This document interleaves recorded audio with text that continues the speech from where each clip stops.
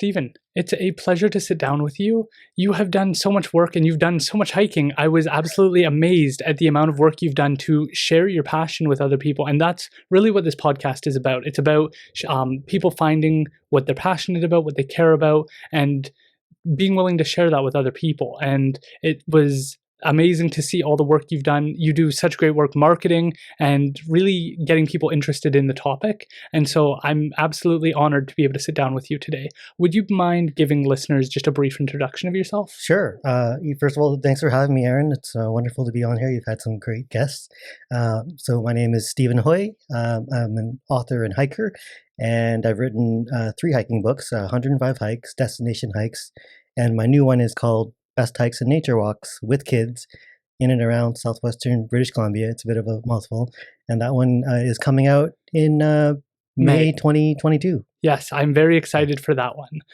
Would you mind starting off with just telling people, how did you get started in hiking? Because I saw that you had gotten involved right away when you started your education at Simon Fraser, that you were already involved in the hiking club. So how did this come about for you? Yeah, I think school and outdoor education opportunities had a lot to do with it. Also, my parents put me into Scouts and Cubs. I have no idea why, because we didn't do anything outdoors like that as a family, other than road trips and stopping off at, say, Crater Lake. So I was in Scouts, and that really taught me how to make a fire and be responsible with that stuff, and a lot of camping. My Scout troop was not a great one, so we didn't do a lot of hiking, just camping, but a lot of it. So that was my intro and got me really loving the outdoors. And then also in elementary school and in high school, there were teachers that were passionate about taking kids outdoors, and there were some different campouts and hikes that were offered. So there was a week-long hike in the Lower Lillooet River Valley that we did as part of a kind of gold rush history learning experience, and that really was one of the keys to igniting my passion for hiking. Wow. Yeah. And then of course in university you have the chance to kind of explore and do what you want to do, and there's outdoor clubs in university, so I got involved in the ones at SFU, and had friends who were interested in hiking, and we all just really got into hiking, and I kept up. What are your thoughts on Scouts and Cubs? Do you think that they do a great job, or do you think that you would have revised it based on what you know now? I think that they could do a better job. There's a sort of a religious undertone to them, and they're of course Scouts is very colonial. There's a lot more they could do to connect people with the land and this place, and also there's obviously there's been issues with child abuse and pedophilia and that kind of thing. So there are concerns around that. I'm not Scouts was a wonderful experience for me, but I'm not. It's definitely like there's a mix of feelings there about it right now. Yeah. Okay, so I'm also interested to know what route you took moving forward, because you mentioned that your family wasn't that into fitness and doing these outdoor activities. Was that tough to be in a world where you're so interested in something and that's not shared within the family, or were you grateful that they put you into these programs because maybe you wouldn't have been able to experience it otherwise? Yeah, I'm grateful because I'm not sure, my parents did not seem to be that into the outdoors. I think my dad actually was a bit, but we didn't do that much around the outdoors. But they put us into Scouts. Really didn't have a choice, really, and I'm glad for that, because it was amazing. Met friends there and had wonderful experiences. Learned a lot, and also they were willing to put me in these some of these outdoor education opportunities that came up in the course of high school. So yeah, it really worked. It really worked out. But it's funny though, because once I was doing a CBC News interview, and it said on like the bar, it said Stephen Hoy, hiking expert, and I'm like, that's like Chinese parents' worst nightmare. Oh no! Shouldn't it say like lawyer or doctor? Right. Did you grow up in the city, and was there like a desire to get out of the city and go and experience these things? Where did you grow up, and what was your background in terms of the environment? So I grew up in Burnaby, and Burnaby and a little bit of Coquitlam, and I mean Scouts really it took us out more into the valley and Manning Park, and so hiking has always kind of been about getting out of the city, whether it's like getting away from high school and getting away from university, and then just the city. It is about kind of getting a break from the city.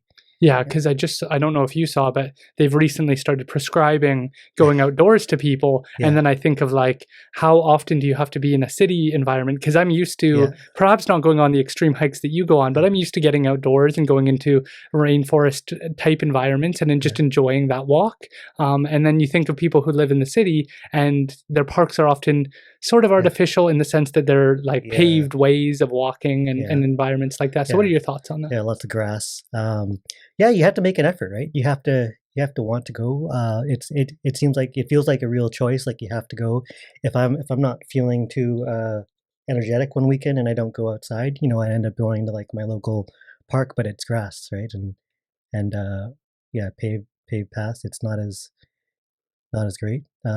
So yeah, I mean, you kind of have to make the effort to get outside. Yeah. And then, so you go off to Simon Fraser University, you choose geography. What kind of pulled you in that direction? Yeah, it was the environment. I was really into the environment in high school, joined the environmental club, that kind of thing. We even made a crappy film as a large project in grade 12.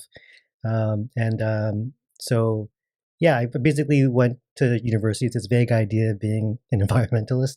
And the couldn't hack it in biology, and then couldn't hack it on the geographical sciences side, and ended up in more the human geography side, which is great because that actually ended up being a lot more interesting for me. It's more about society and space. And yeah, I mean, geography and both sides, the environmental side and the human side, are kind of really aligned with the work I've done since, and with writing about hiking. So it all kind of led to the right place. Right. So human geography, could you elaborate a little bit on that for people who might not know?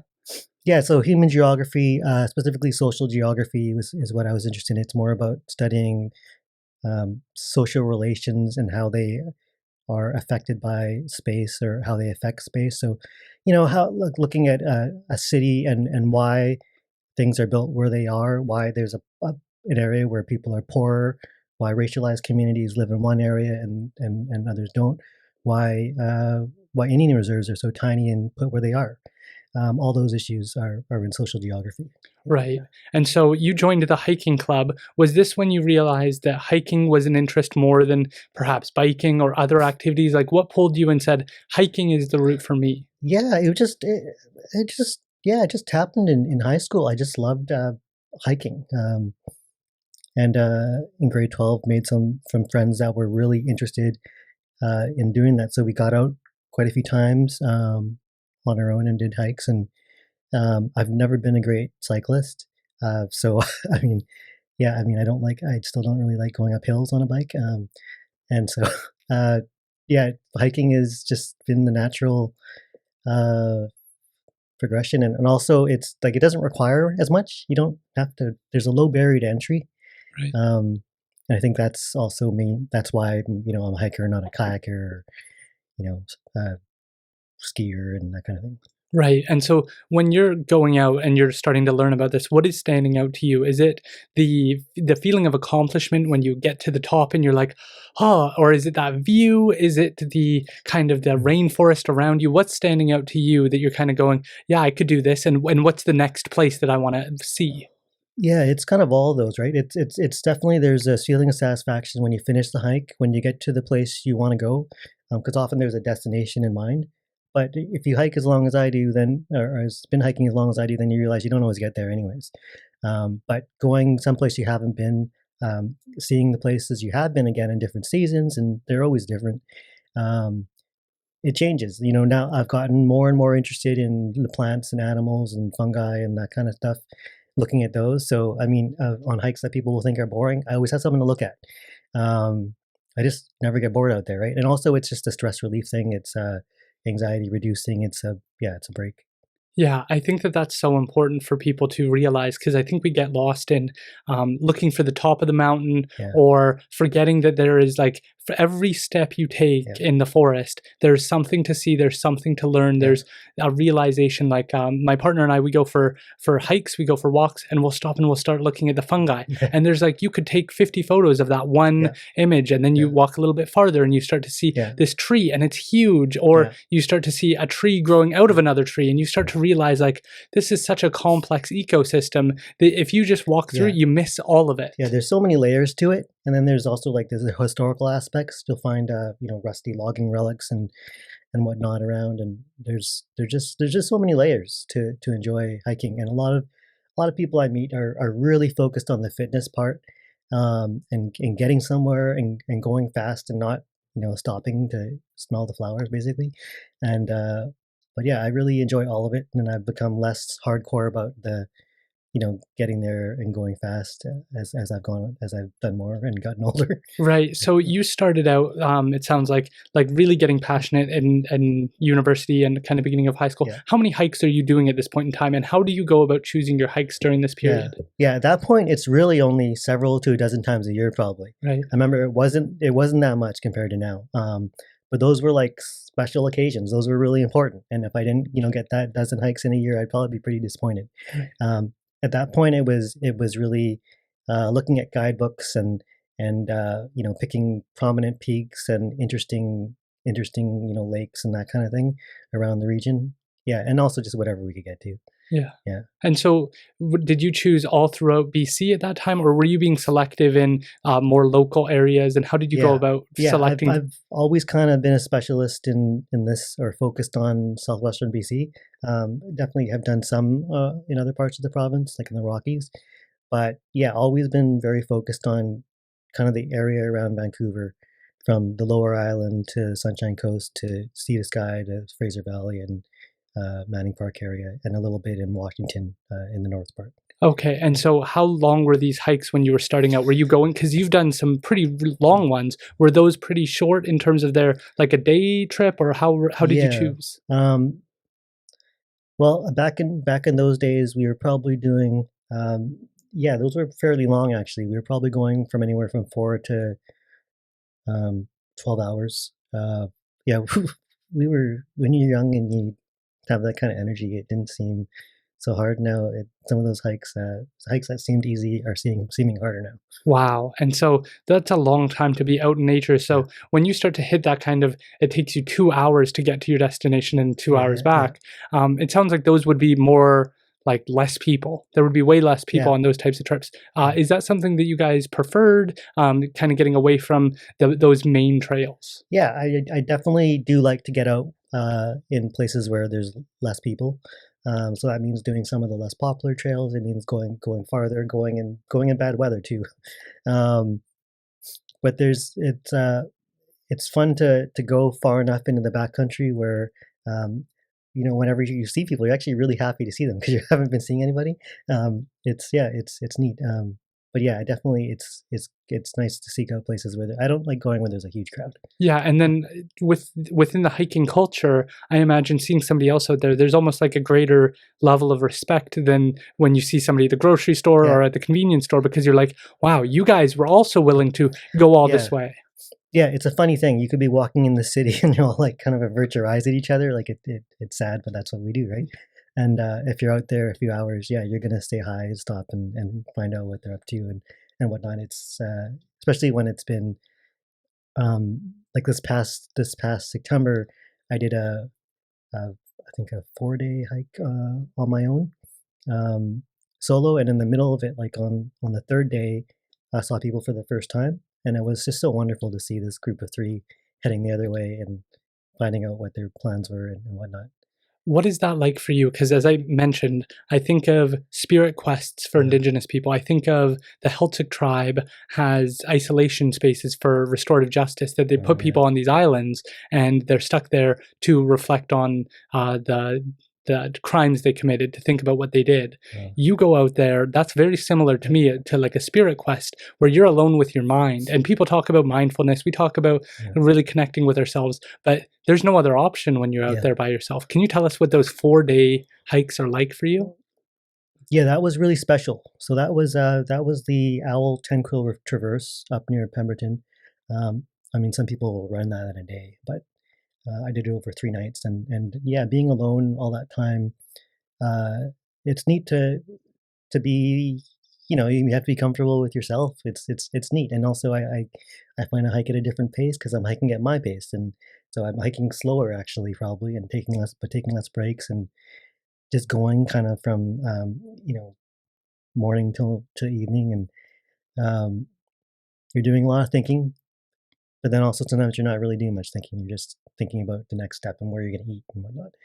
Um, yeah, it's really something. It's also neat to know that I don't get bored out there. Like there's I don't get bored. It's really neat, and also just the joy you can feel on your own without having to share it. It's because I mean I do love the social aspect of hiking. Seeing great view with other people and experiencing the challenges with other people is a big part of it. But also seeing that once in a while that I do love that on my own. It's like I really do love hiking. Um, so yeah, it's also there's one hike that I did, the Sunshine Coast Trail, which is the longest one I've done. It's 178 kilometers, and I did that in 10 days with another guy, and that one was the longest one. So in that one, I really found like the longer it gets, first of all, the more intimidating it is at the beginning because you're thinking about all the kilometers you got to take off.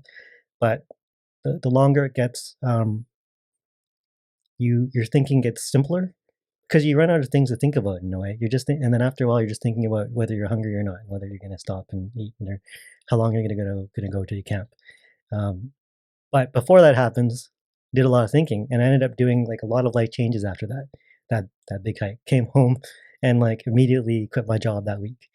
Really? Yeah, not planned too. I had made other life decisions, and then I came home and things had changed at my work, and I just quit right What away. what job were you I working? was at the Georgia Straight. I was the technology and web editor at this newspaper, Right. and I'd been there for 8 years, and they were changing kind of editorial direction. And I was a news person, and they're changing more into the arts and culture side, which really wasn't my not my forte, right?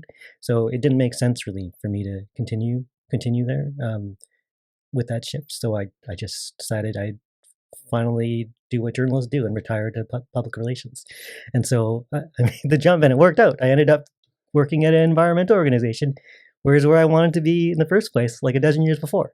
So it's interesting how that happened. Like, And was that over the course of the hike that you were kind of thinking about, is this what I want to do? Is this yeah. I was like, I already felt kind of, I felt done. I felt, I didn't have much more energy to give, and journalism was also just becoming too stressful for me. wow. That is such an amazing story because we talk about mindfulness, and that's often the first complaint people make is like, well, like I've got stuff on my mind and then I forget to be mindful. But Yeah. you're saying that like over the course of 178 kilometers, you've run out of things Yeah. to distract yourself or to think about, and you start to come to resolutions, it sounds like. Yeah, or that's what it has done for me. When you've had all that time on your own, because I was hiking with another guy, and also with another friend for part of it. She came in the middle, but a lot of it still you end up being on your own, right? Especially since my main hiking partner was a lot faster than I was, and we were choosing to hike a lot of it separately and then meet up at certain points. So yeah, it's you do a ton of thinking. Like you overthink things over and over again, and then yeah, after the middle, like I couldn't really think anymore. I'm just thinking about the basics, and yeah, it allowed thoughts and feelings and to come out that um, I wasn't really acknowledging before, and then to actually have to make choices. Yeah. Yeah, because you think of people and like we always get caught up with the next thing, the next Yeah. meeting. We got to go here, we got to Yeah. go there, and so you don't really stop to go, is this what I want to be doing, and Yeah. is this how I want to be spending my time, and who am I valuing and who am I not valuing, and what could I be doing better in my life, and am I going down the path that I want, or am I just kind of filling the days with things I feel like I'm supposed to be doing? Yeah, I really like week-long hikes for that. I take a total break on week-long hikes. I turn off my phone, throw it in the bottom of my backpack, and just really disconnect and try not to think about work and other things. So I really really disconnect on those trips, and I find it's really important to do that a couple times a year. Yeah, Yeah, it sounds counterintuitive though, because you think of average people when they want to take a break from work. yeah, They're like, I want to go lay on a beach in Mexico. I want to go hang out in Cuba and I just want to do nothing. And I think that what you miss is that opportunity to like recalibrate. And that's the idea I think that underlies like New Year's is figuring out who are you? Who were you over the last year? And where do you want to go from here? Like, what would mhm, you actually, and like people make kind of silly resolutions to me where they say, I'm going to go on this diet. I'm going to start exercising more. And yeah, it's kind of like dull, surface level plans to fix what they want to fix. yeah, But your approach seems to be like, maybe you do want to go on a vacation to Mexico, but it sounds like the thing that actually gives you therapy, that helps you process things, is going on a hike, which to people is like, what, on my vacation, I'm supposed to go exercise? Like, I'm yeah, supposed to move my yeah, body? I just want to lay around and do nothing. And it sounds like you're making an excellent argument as to what the benefits of going out in the world are. yeah. Well, first of all, I don't really do it for exercise. I think that's the thing. I don't really do it for fitness. That's a good side effect. Um, but yeah, you can have the beach too, right? Because actually, my favorite trails to really disconnect are these coastal West Coast kind of trails, right? Um, like I did the Nuka Trail last summer, and that's it's beaches and headlands. This is the real wild West Coast of Vancouver Island. Lots of bears, wolves, and that. So there's beaches. There's lots of swimming. Um, tides and everything. So you can have the beach and hike too. That's super interesting. So like, are all your hikes up a mountain, or are they some of them just long, winding trails through vast amounts of forest? Like, what Yeah, is? yeah, it's all of it. Like, yeah, I don't do any one kind. Definitely mountains have always been like a large focus, but I'll do ones that are uh, just going through the woods, just trying to find a pocket of old growth trees. Ones that follow rivers. I like ones on the islands, Gulf Islands, House Sound, and coastal hikes. So yeah, everything. And also I do a lot of just nature walks, stuff that isn't really hiking. It's more flat. It's a lot of wetlands. So yeah, all kinds really. Do you listen to music, or is that counterintuitive to what you're going out there to do? Yeah, for me it is. I just want to hear the sounds of nature. So I don't want to listen to a podcast. I don't want to listen to music. I'll yeah, the phone is not making any noise, or there's not any outside noise. Yeah. Do you think that other people might struggle with being alone with their thoughts to the degree that you have to be able to cope? Was that ever a struggle for you during these longer ones where you're like, this is like, I am isolated with my own thoughts? Was that ever a struggle? Um, no, I mean it can be uncomfortable to be doing all that thinking, but I'd always preferred to be able to just have my senses really immersed in the environment. So no, I never really wanted to have um, to put music on or put headphones on. Yeah, it's yeah. Interesting. And so, how do you go about planning these early hikes that you started on? Because, to I guess people like myself, I go out. We hope for the best. We kind of stay close to Yeah, the entrance because we don't want to get too lost. But it yeah. sounds like for some of these, you have to plan how you're going to get to the island, how much food you're going to have. You're going to pack like shelter. You're going to pack things to make sure that you're okay if anything goes wrong. Mm. So, what's the process to plan for one of these hikes? Yeah, I mean the thing is after you've done a few of them, it gets a lot more comfortable. Like I probably don't spend as much time planning it out as I would before. You just kind of know if it's 5 days, I'm going to carry this much food. I'm going to carry this much gear. And also gear wise, your gear does not really increase that much after packing for like 3 days. It just you just wear the same stuff over and over again, and have to wash it kind of along the way. It's really just your food. So it's become kind of second nature now. I pack way too last minute, but in the beginning, yeah, I was making lists and learning from books like Mountaineering: The Freedom of the Hills, and just sources of safety materials and whatnot. Um, yeah, just and learning from guidebooks. Guidebooks tend to could give you an idea of what you should pack, and yeah. So I definitely, in terms of planning though, I was reading a lot of guidebooks back then. I still read a lot of guidebooks now, and I love paper maps. So I'm always looking at paper maps, and I usually carry paper maps if they're available for the area I'm going. So um, paper maps are not something you see people carrying a lot of these days, but I still think they're the best. Yeah. Can you tell us more about that? Why do you prefer paper maps? And then perhaps after we Yeah. can go through what the gear you choose and how do you Yeah. go about choosing your gear? Yeah. Well, I mean, yeah, I was late to GPS. Definitely. I use it now. I use it a lot now. But I think it's good that I spend a lot of time using just maps because I can do that, and it's nice to be able to read a map, and a lot of people have trouble using a map and a compass. And before GPS, you had a lot more, like you made a lot more decisions like along the way, referencing the map and the landscape. And now people are just looking at where they are on a track, um, and adjusting that way. So it's a lot. You're also spending a lot more time on your electronics too. So yeah, it's I just love maps. That's why I did geography, I guess. And Yeah, it yeah, sounds like there's more of that human connection to the journey, yeah, and when you get too far into the Google Maps or into a yeah, GPS system, you're almost just checking the box. You're almost just like yeah, you're yeah, the GPS, you're operating, and you're yeah, I have 50 kilometers, 40 kilometers, and you're kind of just the yeah, vehicle in Google yeah. Maps. Like people will you'll get to a point, you know, where you are, and people will still be looking at their GPS. Oh, just cause to see where, you know, and it's becomes kind of a crutch. Like a Um, phone. yeah, yeah, and so yeah, I do use GPS though, especially actually as the books have made me use GPS more because I need to map the hikes, or record tracks to help map the hikes. So, but yeah, So you started by looking at 103 hikes in southwestern BC, which was written by two other yeah. authors. Did they inspire you? And can you tell us a little bit about how you two met or connected? Yeah, it's pretty interesting. Yeah, so I grew up. Yeah, I was 103 hikes in and around South, or 103 hikes in southwestern BC by Mary and David Macquarie. The fourth edition of that was my favorite book in high school, um, and it wasn't even mine. My brother bought it, and I stole it from him. I still have his copy, that copy. He had to buy another one.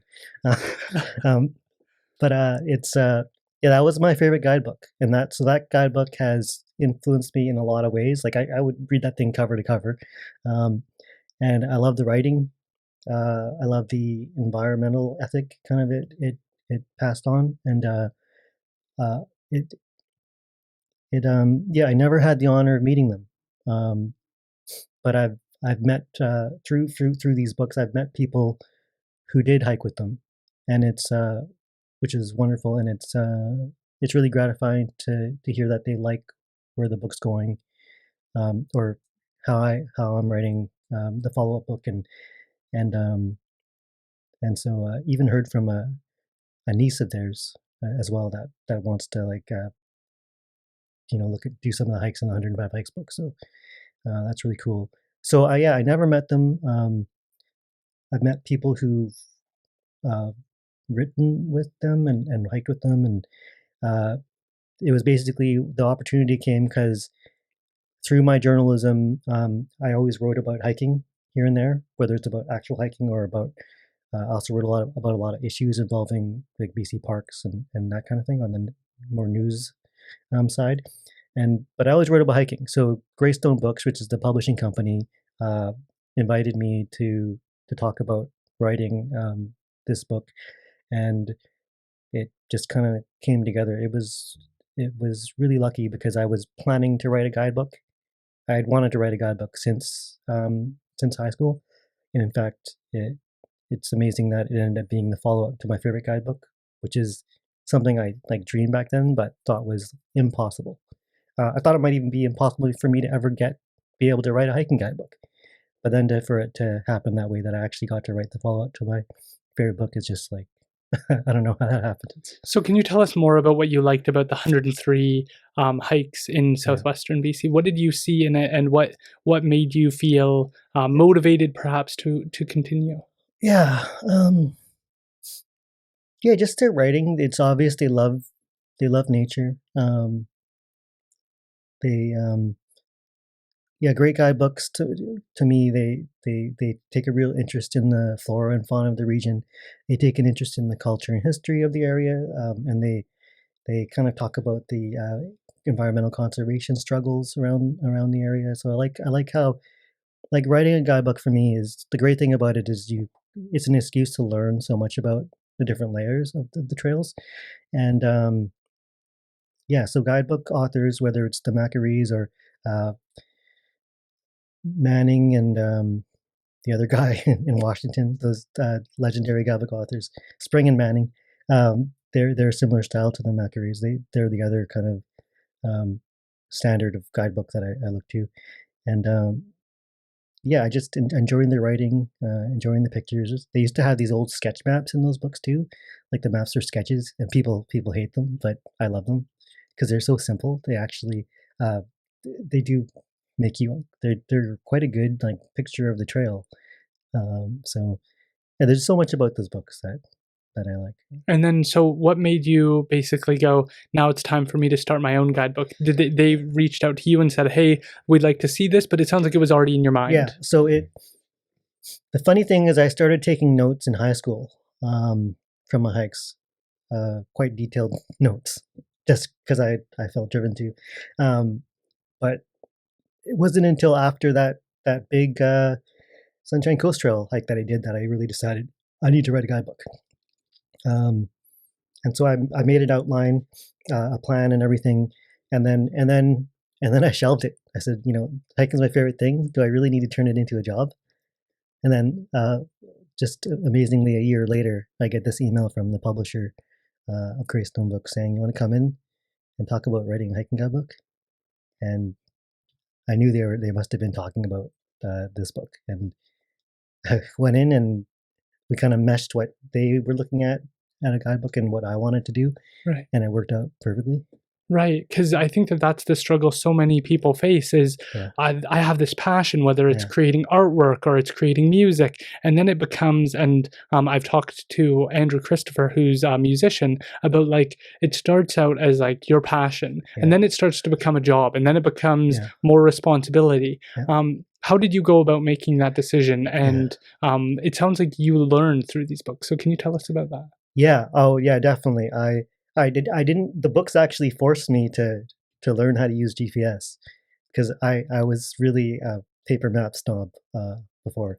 But it having to take notes on the hikes. One thing that sucks is that you have to use my phone a lot more because I take notes on my phone. But yeah, learning how to do it. I just didn't. I'd luckily, I've got a big collection of guidebooks. I've read a lot of guidebooks, and being a journalist, I also was able to interview a lot of hiking guidebook authors for stories before I even knew I wanted to write a guidebook. So I basically would interview any author of any hiking guidebook that would come out. So I learned a lot from all that. But yeah, just having to figure out how to do it. Um, yeah, people laugh at me when I tell them I take my notes in Apple Notes as I'm hiking on the trail. Like it's ridiculous. Like I don't have a special way of doing it or anything. It's pretty crude. It's yeah. Right. So is that ever a struggle for you at all? Do you try and go for hikes where you're saying this is not going to be for a guidebook, this is for me to Yeah. get back to my roots and to Yeah. just enjoy myself? Yeah. If there are hikes that I know are kind of out of the scope of the guidebooks that I want to write, yeah, I don't take notes. I might not even take my camera Right. just because I want to break a break from it. So yeah, there's a lot of times when I'm redoing hikes that I know I don't need. I might only need to take a couple observations because not much has changed. Then yeah, I'm not. I'm trying to turn off. Awesome. So how did you go about writing the first book? What was the process? How long did it take Yeah, and what was involved? yeah. The first book was quite compressed, so it was about a 2 year process. Um, so yeah, the first book, yeah, writing a book about 105 things is not something I recommend. It's a lot, quite intimidating. I had to change the way I thought about it too, because I was thinking about it as, I have 105 things to do and I need to check them off, but that's like too big to think about. So I had to think about it more the other way. Like, okay, I've written 10. That's good, and then just, once I got over 50 or 60, then I felt better. Yeah. So yeah, I set out a list of hikes. I wanted, my idea was to like draw a circle around Vancouver, basically, and pick a real variety of hikes in that area, easy and hard, long and short, so a real mix. And then I set out to hike those, and things don't always turn out exactly as you plan. So for any given weekend, you're kind of thinking, oh, I got these 5 hikes I could do, and depending on the weather, depending on forest fires or whatever, uh, which way you're able to get travel to, that ends up influencing what you pick, and so that ends up influencing the hikes that you end up researching, and then you find out about other hikes, and so yeah, it's you kind of I kind of pick a set of hikes and or have a general idea. A lot of times the list is actually really just in my head, and then you just kind of go through it, and you end up with what you end up with basically, and kind of cut it down to the number you need, and so yeah, it's kind of an organic thing. Right. So it isn't that like they gave you a list of 105 hikes and you need to go out and explore these to No, get the information. no. They're just assuming that I know what hikes to put in there, and they have some a little bit. My editor there is amazing. She's like she's edited a whole bunch of hiking guidebooks, and she knows all the hikes. So there will be some discussion sometimes of this hike or that hike, but generally, yeah, I'm making the list and setting out to do a certain amount, and that ends up being what's in the book. Yeah. Right, because you've gone through like you've developed kind of like a craft about it. It isn't that they're just kind of the exact same each time. It sounds like over the course of these years, you've developed your photography skills, and it sounds like a little bit of your writing skills, and it sounds like you're trying to bring each book and make it better. So, what was that first book? What was in there? Did you take all the photos? What was kind of the process? Yeah, in the first book. I think I pretty much took all the photos except for the cover photo, one inside photo, and the author photo. So yeah, generally I take most of the photos in the books, except for there might be a few hikes where I got rained out on or something, or the pictures didn't come out. Then I'll get a friend or someone else to contribute, because there's tons of amazing photographers out there. But yeah, it's yeah, so it's yeah, I mean it's mostly I yeah, it's just it's a pretty solitary process otherwise. Right. And so do you choose the camera? What was your kind of process for, did they give you a camera and say, here you go, get out there? So they don't. Uh, when you're writing a book, the book is the photos are kind of not part of that, right? They're kind of paying you for the writing. So the photos are really your responsibility. And so yeah, I use a DSLR, a Nikon, and went out and just took photos, and offered them a selection of photos. So yeah, you're basically choosing, and so I'll offer them a small selection of photos that I think are worthy or good as illustrations of a hike, and then they'll pick out of those. So I narrow it down. I like that there's two people choosing. So I narrow it down. For 105 hikes, it's only gonna be one photo per hike. Yeah. So I'll offer them 2 or 3 pictures, and then allow their creative director to like pick the best one that they think out of those. So I like that with the publishing process, that there's that kind of the choices made by two people, the editor and the writer, or the writer and the creative director. There's two layers of thinking that goes in everything. Right. And so how do you go about choosing what to say about a hike? Like you're out there, you're seeing beautiful, perhaps mushrooms, old growth forest trees, beautiful water. How for each book, it kind of has like almost like a different audience. One's about hiking, one's more about like destinations that you'll see on your hike. And then the latest one is more about family experiences. So for that hiking one, how did you go about choosing what was going to be in that? Yeah, it's a variety. I like it. Like if it's just a set of directions and description, that's boring for me. It's probably boring for the reader too, although some people are just want the directions. So it has to be interesting for me too. So part of the write-ups is usually I want to share something interesting about each area that isn't just about how beautiful it is, and the practicalities of it. So usually there's something to do about nature or culture or history or the geology. So there's kind of the observations I make on the trail. Like something will really stand out in my notes, and I might like put it in capital letters in my notes or something.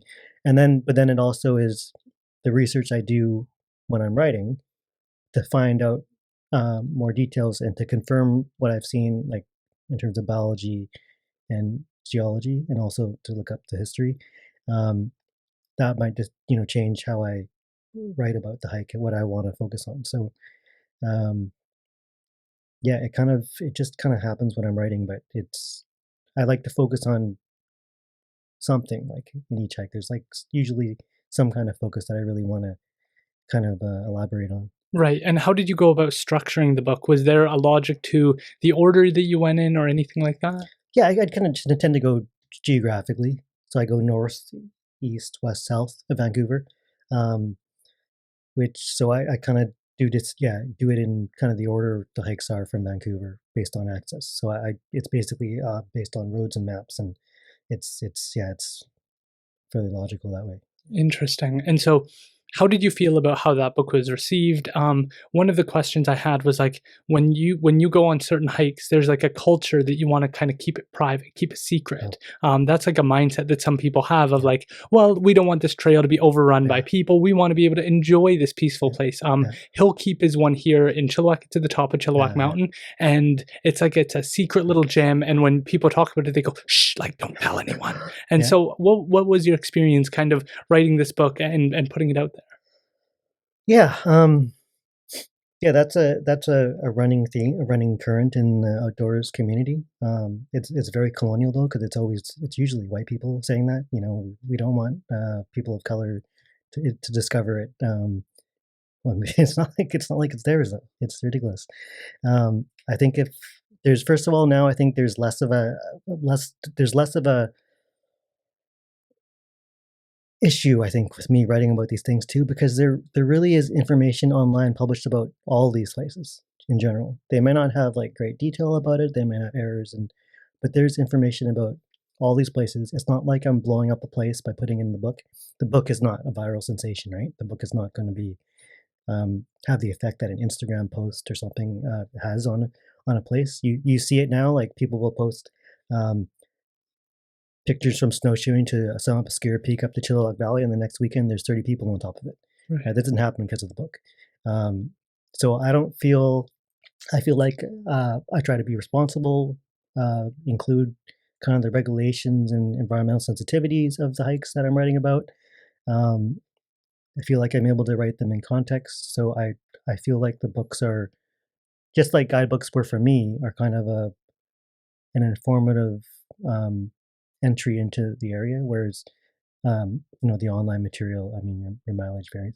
Right. And so it sounds like you treat it like a conversation with like a respected individual where there's something missing about an Instagram post Yeah, typically where it doesn't have the detail, it doesn't have the environmental commitment. yeah, And so when you're sharing a hike, it sounds like you're recognizing that there's a whole story with this one hike and I'm going to yeah, try and tell it to you yeah, in an efficient way, but there's a lot to learn about this one yeah, spot.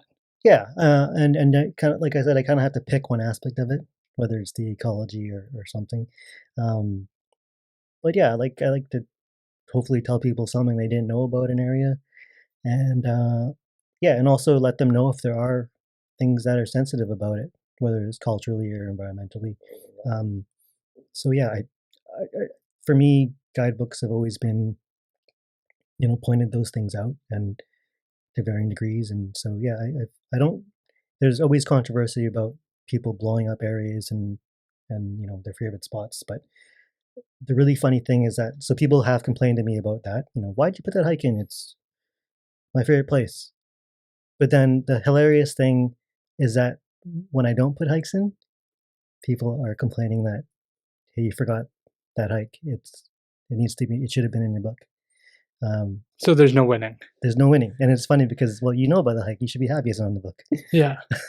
That's so interesting, and people, I guess, are fickle that way because Yeah, we want people to exercise more. At least I want people to get out more. I had Brian Minter, yeah, who's yeah, really into the environment and taking care of it, and nature and flora. And one of the comments he made was about how being out in nature for about an hour actually boosts your immune system yeah, and it improves your health and your well-being. And yeah, these are all just various benefits to yeah, getting out there and then learning and yeah, educating yourself. yeah, yeah.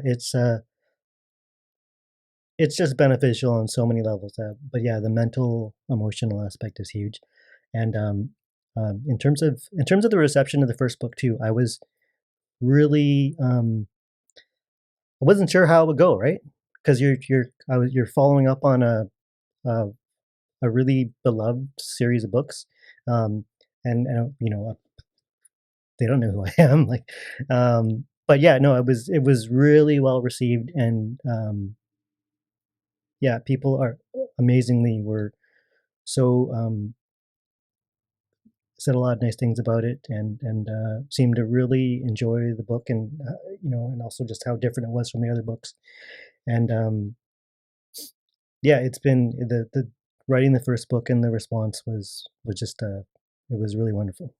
That's really good to hear because it's tough to put yourself out there Yeah, and imagine like if it took you 2 years, once it's out there, it's like, what's gonna happen? Is this gonna yeah, go well? Is this gonna go tough? yeah. Was that tough over those 2 years? Were there any points where you were like, "Am I gonna be able to get this done?" I'm Oh sure they yeah, had deadlines for yeah, you and you're like, "I have to go out and explore these places," like yeah. Funny, I'm kind of deadline driven, so deadlines really are what light a fire under me. So I procrastinate, and I can't get anything done if I don't have a deadline. But I will get the deadline. So yeah, it was really scary for me coming into the final summer because I hadn't written hardly anything, and um, I ended up having to uh, take a month off unpaid leave to finish the writing, basically, because I do my best writing when I just sit there and don't do anything else. yeah. I need to sit there for a month. And so this has been how this has ended up how I've done the three books is ended up taking a month off and just like cramming it all the writing and like not doing anything, just working in my pajamas. Yeah. Are you able to do the hikes in advance and be able to Yes. like, do you Yeah. schedule that in? How do you go Yeah. about doing Yeah. that? I'm hiking all year basically, right? So um, generally every other weekend or so, or but more on an average of like on a weekly basis, I guess. But yeah, so I'm just doing it all year. I have a list of hikes that I want to do, and you just kind of work on them, work toward it, and by the time it's time to write, hopefully have most of that done. Just have a few that I really need to really want to get in, and but it's mostly about the writing at that point. Do you find that this is an under-researched or well-researched area? Do you feel like you're going out there and kind of pioneering certain hikes over others where you're like, this one's pretty well established? Like I think of like elk is like one that's pretty well established for Hmm. people. Shiam is another one well established. But are you doing certain hikes where you're like, this is like under-documented or underdeveloped understanding, or do you feel like they're all pretty consistent? Yeah, there's definitely a wide variety. There's yeah, sure. I mean, there are hikes that are really popular that have tons written about them. Um, And then there are hikes that are very obscure. They might have been in a guidebook before, but they're really obscure. And then people because people not everyone buys guidebooks. They haven't read about them before, so that's really neat. Um, yeah, I love it when people like the books and they say that we didn't know about these hikes, and it's nice that they're learning about them this way rather than on Instagram. So Right. And what has your journey been like in terms of you've brought in ethical considerations, you've brought in yeah, different photographs, you've brought in Indigenous culture and language and place names. What has that journey been like for you to kind of start out and you're going out there for the perhaps mental calmness and mm, enjoy yourself, and then you're starting to learn? What has that learning curve been like about the environment, the mushrooms, the trees? What has yeah. that journey been like? Yeah, so I've been interested in kind of the outdoor ethics side of things since I was quite young, probably because of just scouts and whatnot, like kind of started it. And I remember reading an old Leave No Trace book like quite a long time ago, before it became well known. Now it's pretty much everywhere. Um, so I've always been interested in kind of that minimum impact practices, and also the history side too. I mean, that was also nurtured early by that high school hike. That that hike taught us a little bit about the gold rush history, but also took us to took us to meet some elders in Squamish. Yeah, and so it instilled that interest in the different facets of history. So yeah, I just it's amazing. Like I've definitely always been interested in the geography, geology, and history side, but my interest in the kind of plants and animals was more surface, but I've become way more interested in those by doing the books too, just by needing to identify um, plants and animals and wanting to. So I've learned a lot. Right. So yeah, it's expanded what I'm interested in, and there's always new things to learn. Interesting. And so what was the main hikes or main experiences that you got out of that first book? What stood out to you when you were submitting it? Did you see like a bear, or did you do a hike that was like unexpectedly difficult? What kind of stood out when you were finishing that book of like, wow, that's like a huge takeaway? Yeah. I think it's just yeah, it's just learning. The hard part is being clear about the directions. I think too, like yeah, learning how to be better more clearly about it. And I definitely learned a lot from doing the first book. I feel like I'm really proud of the second book, Destination Hikes, because I think I took everything I learned from 105 hikes and put it into there. So 105 hikes is my first book, so it's kind of has those first book things in it that authors do. Like there's a they want to put a lot of yourself into the book. So like people's first novel always is like often semi-autobiographical, even though it's not supposed to be, right? So there's a lot of thoughts I think that I wanted to get across and that are in there. And so sometimes the hike write-ups are maybe a little too focused on a certain issue or something, where it probably should just get into what the hike's about first and then get the other way. So I think I learned a lot. My editor helped too, because she's a good editor, which means she's a brutal editor, and makes changes that are sometimes hard to. You're like, oh, I want to write it this way, but then it's like, oh, she's totally right. Um, yeah, it's yeah, I learned so much. Interesting. And so when that book releases, I know that there's like a lot of hiking groups Yeah. and clubs. Is that when you started being a part of those, or getting vocal in those, or getting a well-recognized name within that Uh, space? um, it was really helpful to be part of a club, because I've been a member of the Wanderung Outdoor Recreation Society in Vancouver, and what was neat is I actually did a lot of the hikes as part of the club, and was taking notes. I was one of the main trip organizers, and so I was meeting this community and learning from them as well about hikes and what they know and that kind of thing, but also getting help to go out to all these places. But then also had a community that was willing, ready to support the book too when it came out. Like they were fantastic. The club has been fantastic. I'm also a member of like the BC Mountaineering Club and Nature Vancouver and some other clubs. And yeah, a part of promoting the book has been getting in touch with them and giving presentations to them. And um, I mean, a lot of guidebooks also have a real club history to them. Like the predecessor book, 103 Hikes, was always a project of the BC Mountaineering Club. And so, yeah, it's important to kind of get that support from the clubs and also support what they're doing. Because you gave proceeds to them as part of the book, right? Yeah, as part of Greystone Books, continuing on with 105 hikes. Um, they made an agreement with BC Mountaineering Club to give a certain amount of proceeds, and then in exchange, the club is kind of endorses the book and whatnot. And I was really glad for that connection, because I think it's important to have those connections between the books. And um, yeah, it was yeah, it's good. So they use that money for like conservation and trail purposes. Yeah. Right. And so after that book releases, where did you go from there? What were it come were you like, this is step one, we're just getting started? Yeah. Or were you kind of like, and I'm done, I'm gonna walk away from the book world now? How did the next Yeah. book kind of come about? It kind of yeah, there are two roads. I was thinking, one, the great thing about these hiking guidebooks is that if they do well, you can write more. You can write multiple editions because they need to be updated. So I knew that the publisher had already talked about doing a second edition of 100 of Hikes in a few years. So I knew that was going on, but then immediately I didn't really have anything. But I was having dinner with another author friend of mine. His name's Travis Lupick, and he writes books about harm reduction. So he wrote Fighting for Space, and he's got a new book, Light Up the Night, out now, about harm reduction efforts in the States.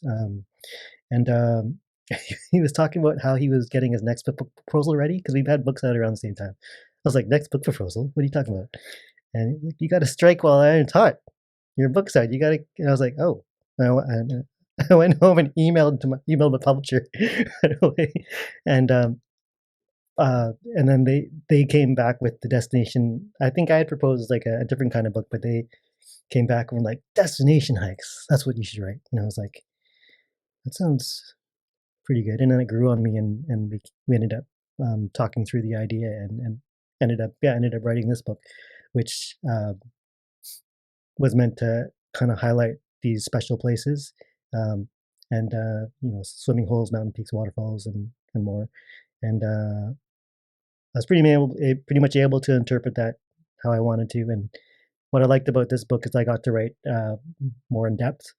There's more photos, so I was really able to, because I had less of a format established on it, because the previous book needed to follow kind of the 103 hikes format. Rubric, yeah. Yeah, I was able to do it more how I wanted, and I really like how it turned out. So philosophically, how would you say that they differ? Because it sounds like the hiking one is more about the experience of these hikes, but destination hike sounds like it's more about the where you're going and you're going to see this waterfall. So how did that kind of change philosophically? Philosophically, though, there isn't that much difference between them, because I'm not really all about the destination totally. So the destination is kind of like the draw. Like I'm pointing out that there might be a old growth tree like halfway through the hike, or there's a waterfall at the end, or a huge view. But really, I'm trying to, like, I'm making sure to focus a bit on those.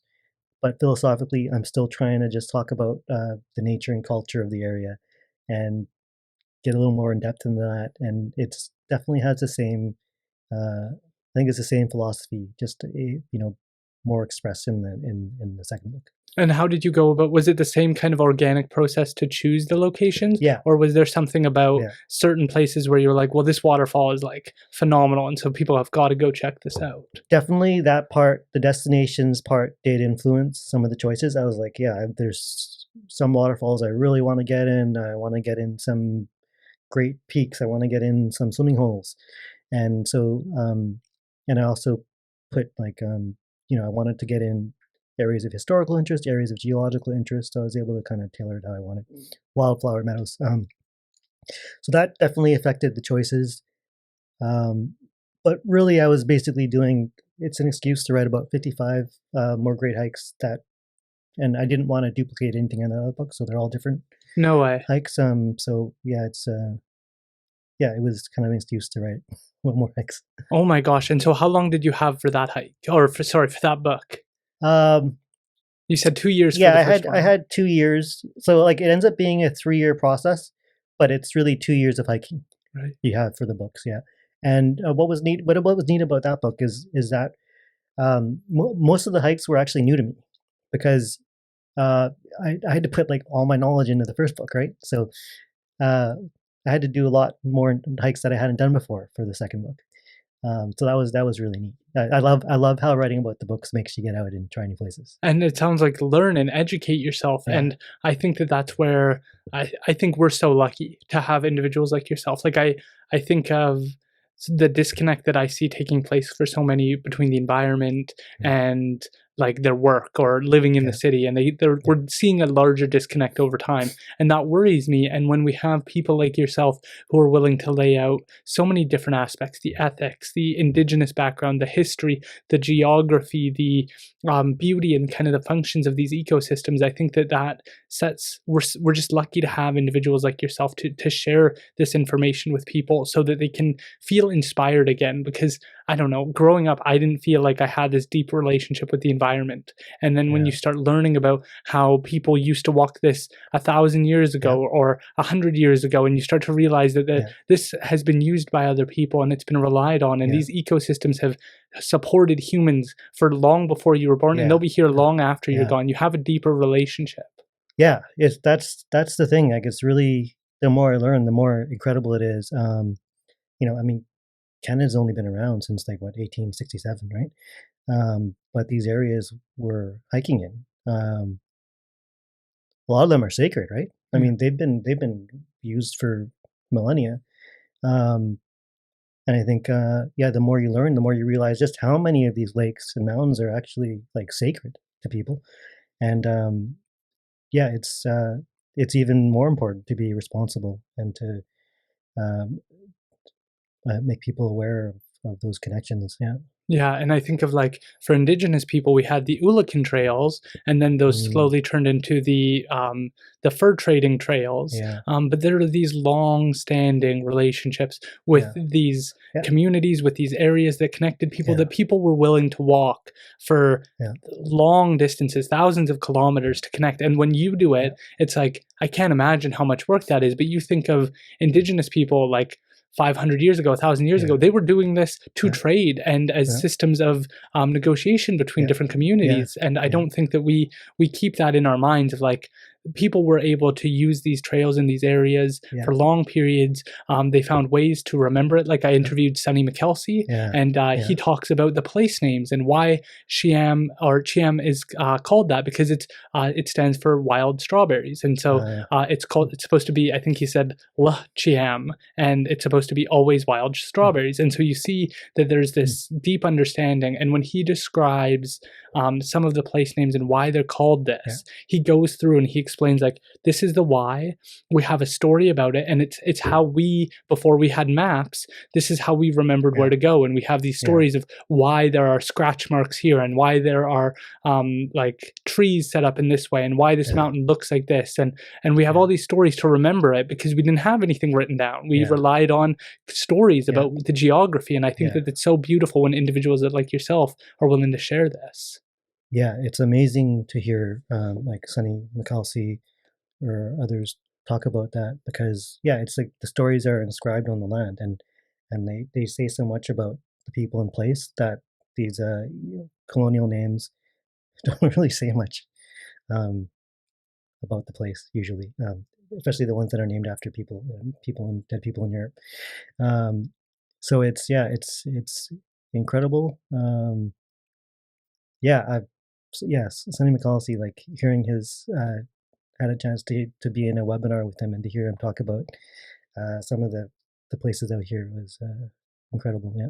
So, what is your journey like to, let's get into destination hikes now. Yeah. What is your journey to get that information, that aspect of Yeah. it? Do you have to go read books? Do you try and connect with individuals who live in Yeah. the area? What is that process? It's more it's more reading. I mean, I'm just writing a hiking book. I don't want to impose upon people. But yeah, so I'm basically taking publicly available material, um, and also trying not to tell stories that are mine. So I'm not going deep into these telling these stories. Um, but yeah, mostly focused on sharing indigenous place names and also like indigenous like land use designations.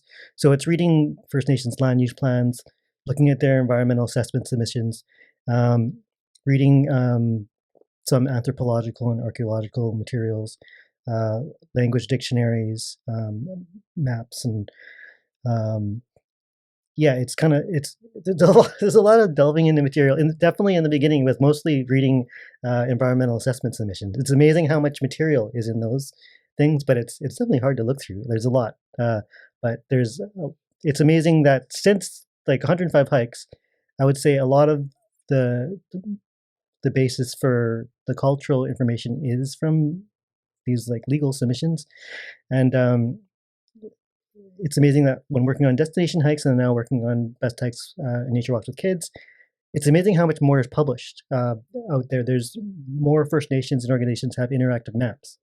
Um, there's more theses.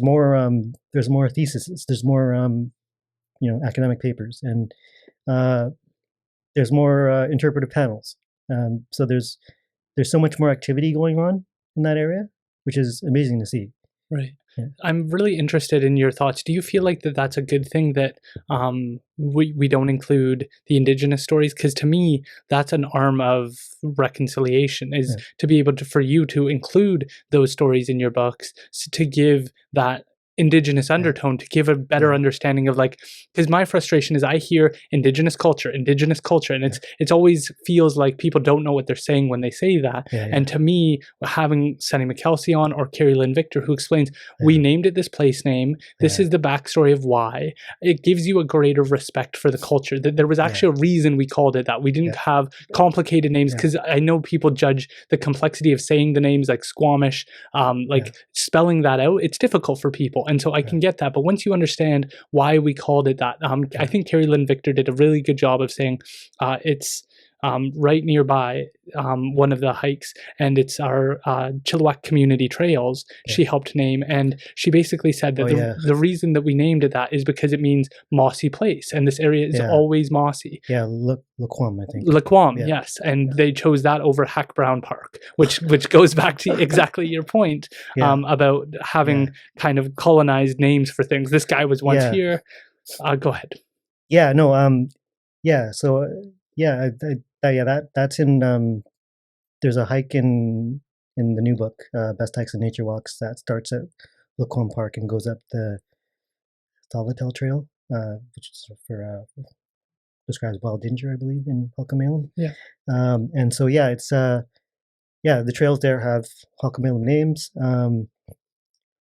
So I like how there's that connection. But in terms of the stories, I think I do feel like in terms of getting into the stories, I would probably it wouldn't make sense for those stories to come from me. Probably better if in the future maybe work with people like Carolyn Victor and Sunny McKelsey to tell those stories in their own words. Like I think whenever you see someone non-Indigenous transcribe a story, it's often a little strange and a little off, and also they might be combining two versions of the stories because there might be multiple stories. It's a mess usually. Whenever I cringe usually when I see it in another book. So so you would have like certain stipulations you'd want to make sure it's done in a certain way, because I just think we need more, I guess, collaboration, because I know Sunny has his Stolo Atlas for the Fraser Valley, but I think that being able to tie it into current books, because I would guess that the community that's perhaps buying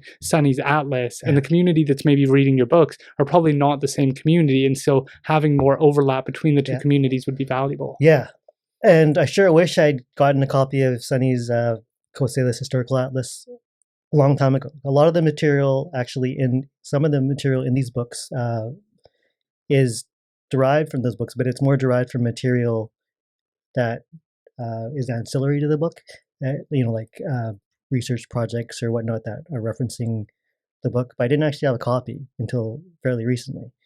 And so when I was on the webinar with Sunny McKelsey, he's like, you don't have the name for Mount Lincoln up by Yale in your book. I was like, well, I didn't know there was one. But if I had the book, I would have known. Oh wow, that's interesting. So you're kind of like a student of the BC world, where you're like, I've gotten to see that you follow so many people who are influential, who like the Sunny McKelseys, and staying educated on these events. What has that kind of process been like for you to be kind of a student of the phrase of BC and learning about all the different kind of leaders throughout the area? It's just amazing how much knowledge is in those leaders that most people don't hear. So like when someone like Sunny speaks, like it's amazing because you're hearing all this stuff you've never heard before, and the reasons for why things are and whatnot. So it's really just it's something that I'm really fortunate that in the process of doing the hiking books, I've been able to learn from all these people and learn so much. So I think hopefully we can do some collaborations in order to bring more of that out. Because you also were both keynote speakers at a University of the Fraser Valley event, if I'm not mistaken, as well, right? Yeah, and I was like, what? I'm gonna be a keynote speaker with Sunny McKelsey? Like, this is ridiculous. Like, what do I have to say? And so, that was real. That was a real honor. Him and Professor Keith Thor Carlson and Ian Roxburgh Smith. That was a really wonderful event about Indigenous place names in the Fraser Valley. yeah, and Sunny told so many stories and offered so much insight. Uh, so yeah, that was quite a highlight of last summer for sure. Right. Does this feel surreal to you at all? Because you're kind of a little bit hard on yourself in that you're like, how am I able to sit up here with these individuals when I feel like I'm lucky to be sitting down with you and Yeah, hearing your journey through this and yeah, your willingness to share these stories and approach it with like a sense of responsibility? I yeah, think that that's what's so important and what yeah. makes your work so authentic. Well, thank you. Yeah, I think that the word responsibility is actually, yeah, that's kind of how I approached it. Is like, if I'm going to write a hiking book, I want to write it in a way that seems responsible to me, which is why I want to have like information about, uh, minimum impact and culture and history in the book. So yeah, it's about, yeah, how can I talk about these places in a responsible way? And it's always like I'm learning more and more about. I'm always learning about what that is, um, and it's been neat to see more awareness among hikers and the public about that as well. So yeah, uh, but it is funny because like I mean I write hiking books. I mean, I I'm in the same knowledge category as Sonny Kelsey. Right, but you're providing more than just like how do you get up a mountain. You're Yeah, providing stories, you're providing information yeah, on the beauty of the environment and like that's something that I think for so many who just casually hike, they forget about. They forget about yeah, being able to recognize the difference between the types of trees, the different types of yeah, plants, the different types of mushrooms, the different scenery. And so let's talk a little bit for destination hikes. yeah. What are your favorite things to see? Do you love seeing a beautiful waterfall? Do Oh you yeah, love like seeing wetlands? What stands out to you when you're going on these hikes? What's kind of like, I want to get up there so yeah, I can yeah. see I this? love all of it, obviously, but yeah, waterfalls are a big thing for me, and waterfalls are good year round too, so that's a good thing. Um, Wildflower meadows and the subalpine and alpine are a big thing. There's like it's funny, like people ask why you hike hiking, and I'll say the flowers. Like the flowers, what are you talking about? But it's like these colorful meadows right up in the mountains. They're just amazing. Like in July and August, there's something really amazing about being there. And when you're up that high too, you're getting amazing views. You're breathing like really fresh air. There's butterflies. It's so being among those meadows is one of the best feelings. Being on top of a mountain as well, or walking along a ridge where you can see like in 360, that's really something. Glaciers, but yeah, also old growth trees, like finding old growth trees in the woods, just really huge ancient trees and uh, interesting geology, like volcanic stuff or just sedimentary. I mean, there's all different layers of that. Um, I like going to the islands. Any hike that involves a ferry too is a big thing for me. I love ferries. There's just so many there's so many aspects of hikes. Like You like fairies. Can you elaborate on that? What stands I out to you just about? love going on the ferry. Yeah. So yeah, any hike that involves like going to Bowen Island or Gambier Island or the Gulf Islands and doing a hike, it's, it's ideal for me. I feel irresponsible that I have no idea which mount or which islands you're talking about right now. Yeah, so Bowen Island and Gambier Island are in Howe Sound or Atkinson, I think, and they yeah, they have small mountains on them, and these are great because they're kind of good all year round, and they have like amazing like Sailor Sea 360 kind of views, and also on the Gulf Islands, like in destination hikes, I've got some stuff on Galliano Island. Um, yeah, but there are great day hikes there you can do. Right. Yeah. Interesting. And so when you went about choosing those hikes, what was your experience going out there for the first time, taking ferries? Yeah. Did you have to find places to stay or were you like, I'm just going to camp? Yeah, it's a mix, right? Some of them I really like the ones where you can kind of do it as a foot passenger in a day. So there's Mount Galliano, there's Mount Gardner, and there's Mount Killam in my books, and you can do those as a foot passenger and do that as a day trip. A bit long, but you can do it. And then there's ones on like Salt Spring where you really, because of the ferry schedule, you really have to go kind of car camp there in a BC park and do the day hikes. But yeah, so it's a mix. I kind of do. Sometimes they would like often I'll be like planning a weekend and be like, okay, I got to do a few hikes in this area. How can I camp in that area and do these hikes? Right. And so you have to plan it out, make sure that you're able to get there Yeah. for some of them for a longer period of time. And then for some of them, you're able to Yeah. kind of get away with going for a shorter period. Yeah. Do you do these typically alone for destination hikes? Did you do these mostly by yourself or No, did it's you go with people? mostly with friends from hiking clubs. Yeah, I mean, some of them are alone, but usually, uh, there's someone else who wants to go. Right. And Yeah. what do those conversations look like? Because I find that when my partner Rebecca and I, when we're up in some more unique places where it's off the beaten path, Yeah. you meet more interesting people that I Yeah. guess have like a different approach Yeah. to having that conversation in the middle of nowhere. Yeah. You get kind of more a thoughtful conversation than again when you're walking down a very main trail and you're kind of like, huh? And you just kind of give Yeah. your little head nod or Yeah. whatever. Yeah. There's more of a connection or a thoughtful conversation. So what is that like within the hiking community? It tends to, like, picking a hike is pretty functional. Often it's like, what hikes do you want to do? What hikes do you want to do? Which ones overlap? What's good this weekend with the weather? So it just kind of meshes together. And the good thing is always people who want to go hiking, and I love hiking with new people too. So I'm always open to hike with new people, and yeah, it's yeah, you just kind of find something everybody wants to do, and it's tends to work out. Right, and do you bring your family at all on these hikes? I do. I do a few hikes with my son. He's 9, and so he likes the shorter end of the hikes. So I don't take him on a lot of the big ones. I've taken him on some of the shorter ones. Like he did quite a few for in the new book, Right. which he calls his book. And then, so yeah, it's but it's surprisingly hard to take notes and photos when you're, and also give your full attention to your child. So I did find it a bit challenging to do hiking research with him on those hikes. I'd often like take him, and it was good to see how he reacted to them and what he liked about them and whatnot. But I'd often return and take more notes on our second trip and whatnot. Right. So did you use the same camera and the same kind of style for both books, or what kind of did you change around between the Yeah, first and second? I've definitely used the same cameras for all the books. I'll probably switch the Nikon I use, but it's pretty much the same thing. Um, but and the note taking is pretty similar. I mean, I think I learned to take better notes. I had to take better notes for the second book too because it's more in depth. Right.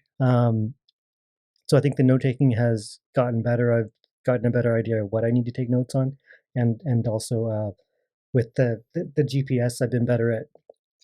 I've learned how to kind of take notes in the GPS with waypoints and that better. Right. In the first one, I didn't take them that well, like in terms of plotting them, so I had to draw a lot of the maps at the end in Google Earth, which wasn't great, but, Right. but it worked out. And but so yeah, I've had to learn, so that's become more efficient. Interesting. And so, what do you hope that people get out of the Destination Hikes book? What do you think is kind of like the story of that book? I think it's like I like that there's like some big hikes in there, but there's also like lesser known hikes. I think that people are finding and enjoying, and because it's more in depth too, they're getting more of the flavor of the area. Um, yeah, I think that Destination Hikes is kind of the way I wanted the first book to kind of turn out in a way. So it's yeah, it just yeah, it's just I mean I don't know. It's, And the proceeds for that one goes to, I want to say, the Hope Outdoors. yeah. So that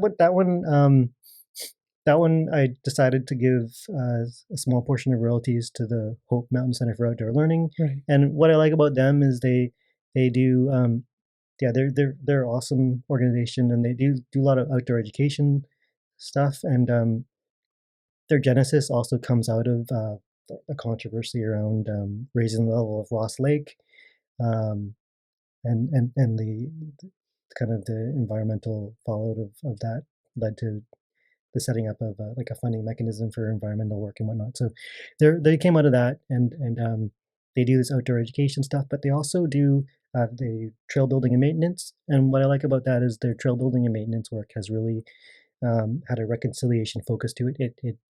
They've partnered with different First Nations, depending on the trail, and included information about place names and history. So they'll have colonial, but they'll also have Indigenous history on these panels, and there's a lot to learn. Like I did one of their hikes is the Tequalis Trail up Fraser Canyon, and that's in 105 hikes.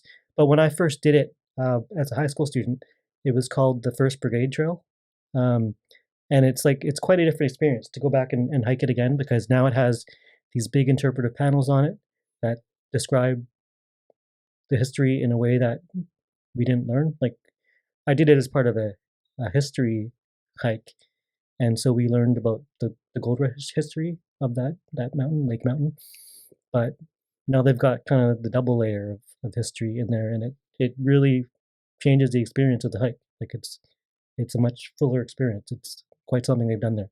Interesting. Can you tell us why we need to be ethical when we're hiking? Like, I'm sure to you it's like it's obvious, but for people, like, we still see cans and garbage Yeah. on so many different Yeah. hikes. And so can you just lay that out to us? Why is that Yeah. important? Yeah, it's kind of, there's a few layers to it. There's one, obviously, like, it's environmental, like, both for wildlife and for biodiversity. So there's that. Obviously, there's you got to kind of think about it. If you're doing something in the environment, basically, I mean, you got to think about 1,000 people doing that, because it's not just you. You're one banana peel. I mean, there's other people going to do the same thing, right? On another basic level, it's also just thinking about the enjoyment of other humans. Like, it's like, if you've got your Taylor Swift playing or whatever, you're taking taking a flower from somewhere. I mean, or a mushroom, like, or whatnot. Like, it and if you have no right to do that, like, then it's yeah, you're taking away from what other people are seeing and enjoying. Also, just yeah, they're just it's basically, yeah, it's the environment, it's other people, and also just being respectful of the use of the area. Like, if the area has a cultural purpose, or if it's sacred, or um, I mean, settlers, in certain, in a lot of areas, they have no business taking, you know, plants out of the area or something. But the same is not the same for the indigenous people of the area. They might have the right to to harvest, or whatnot. So it's just, yeah, understanding that there's responsibilities. Yeah, I think of Carrie Lynn Victor did a really good job of laying out why Indigenous place names matter. Because for some people, they might be like, why does it matter? It's just the name of a place. And Mm. she basically argued with Squam is that now you know it's a mossy area. And so hopefully, first it starts out, and she did a great job of describing that. First, it starts out as like kind of a trail, and then it becomes more of a main trail, and it gets more developed. Yeah. Then they put in a park, then they put in a parking lot, then Yeah. they put in, then they pave the trail, then they Yeah. build a house there, then they build a community there, then it becomes a whole area, and you start to forget. And she argues that if you have the name Laquam, which is mossy place, you will be more likely to protect it, because you'll remember what it was before people came, before it was not a mossy place, before it became a park or a community, that it was once this. And so you're Yeah. more likely to protect it if you understand what it was. Yeah, I think that's hugely true. Yeah. Yeah, I think that Yeah. it's valuable for people to be able to understand why we do these things, why the environment is important to protect. Because even putting in like a thing like a garbage can, now you're pulling in Yeah. rats, mice, other Yeah. animals, and Yeah. then the birds are going to start to notice that, and Yeah. it changes the ecosystem Yeah. in fundamental ways. Yeah, it is funny with the hikes. I find that there's often places along trails, and people are like, oh, there needs to be a sign there or a fence. I'm like, well, you're 3 hours away from the trailhead. I mean, there doesn't need to be a sign or a fence and everything. Like, it's the less changes that we can make out there, like, are the better. I mean, everything you add or change along the trail, um, just for convenience or whatnot, is taking away from the area. So yeah, but yeah, I mean, Is that something you like? Being able to get to the point where it's no longer a developed trail, where it's more of like you can see it, but it's a little bit more gray, and you know that you're more in nature, that it's Yeah. not a Yeah. clearly defined oh path. yeah, that's really, yeah, that's what I love. I love those, like, meadow trails, or where you're in the alpine and you're just following some cairns, or yeah, I love that, the remoter, narrow, kind of rough trails. Yeah. Right. Have you had any scares on any of these hikes? You've done what, like definitely over 160 hikes. with 105 plus Yeah. 55 in the next book. Yeah. So at a minimum, 160. Have you had any scares, any bear experiences, any cougars? I've been really lucky. You know, I've had no injuries, surprisingly, and no one's had a real injury on a hike with me, and haven't need to be rescued yet. And the like see lots of bears, but I mean, after you see them several times, you start to get used to it, and it becomes easier. So What kind of bears? Sorry, were they black they're bears? black. Yeah. Yeah. I mean, I've still only seen grizzly bears from a vehicle, like on the way to a hike. I've never seen grizzly bears on a hike still. Um, but you see a lot of black bears. I still haven't seen a cougar or a bobcat out there. Yeah, black bears, wolves, lots of deer. What were those experiences like? Because I feel like it's becoming artificial for people to think Yeah. about. And I just had Lee Harding on, who's a biologist, who was kind of talking about wolf culling, which is basically shooting wolves from helicopters, which I completely disagree which is with. crazy. They're like they're just magical creatures too. Like it's yeah, I saw them on the Nooka Trail last summer, and they just like appear out of the fog, like the mist, and you know they'd be like halfway across my vision before I could see them because they're so camouflaged in a way. Yeah, it's amazing. It's really something to see these large mammals out there, um, and the bears. Yeah, I mean the bears. You realize they're going to generally steer clear of you. You need to make some noise and let them know you're there. And yeah, I mean I've had like say 5 bears kind of around us at certain points, and um, There were no fears. There were no kind of tingles of, oh my no, my goodness. friend was freaked out though. We had to walk all the way to the tidal shelf and into the water and walk around them that way, which is probably smart. But I didn't think we had to walk, as far out as we did. We got soaked. Um, but yeah, no, we're first of all we're carrying bear spray, like bear bells, not bear bells, a bit like horns and all sorts of stuff. So bear bangers. So we've got the safety equipment, and then you just you can tell if they're being aggressive, right? So you're just you're kind of talking softly and backing away. You should try to give them space basically, and hope they go their own way usually, which is usually what happens. But in that like in the summer with the 5 bears, they were on both sides of us on a narrow beach, so you had to kind of go to the water to get around them because the inside was like pretty dense, like forest, hard to navigate. So yeah, I haven't had any problems so far, luckily. I mean, I guess it's a little scary when you run into cubs because the mom's there. So, but you just get out of give them lots of room and wait. So yeah, Is it humbling at all? Because you start to realize, like, I am just, like, we get so used to thinking Yeah. we're really important people, Yeah. and I've got my meetings, and I've Yeah. got 50 likes on this new post I made, and I'm so busy with all these things that you Yeah. kind of forget. This bear doesn't care about any of that. Oh yeah. I would say so. Yeah, especially seeing a bear, especially seeing a bear. Yeah, like, this bear could cut you open with that one claw. So yeah, it is.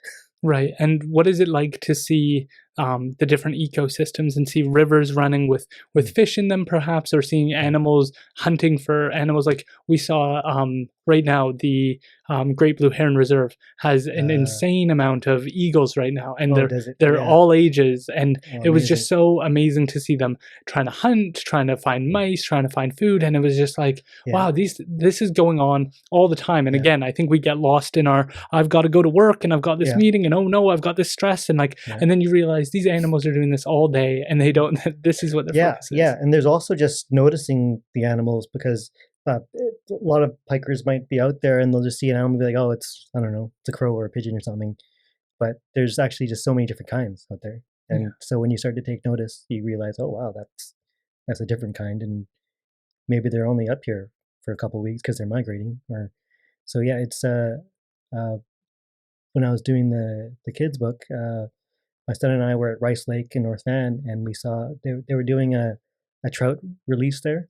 So we actually got to put a couple trout into the lake, and then we saw an eagle swoop down and grab like one of the fish someone else had just put in there, Oh my gosh. and that was pretty neat Yeah. to see an eagle like come out of National Geographic and come down and you know scoop up a fish. And Yeah, and then you remember that the strength of their yeah, talons is yeah, just yeah, incomprehensible to yeah, like the strength of our yeah, hands, and yeah, their wingspans are incomprehensible. And yeah, these are really majestic animals, and you getting to see them in their natural environment.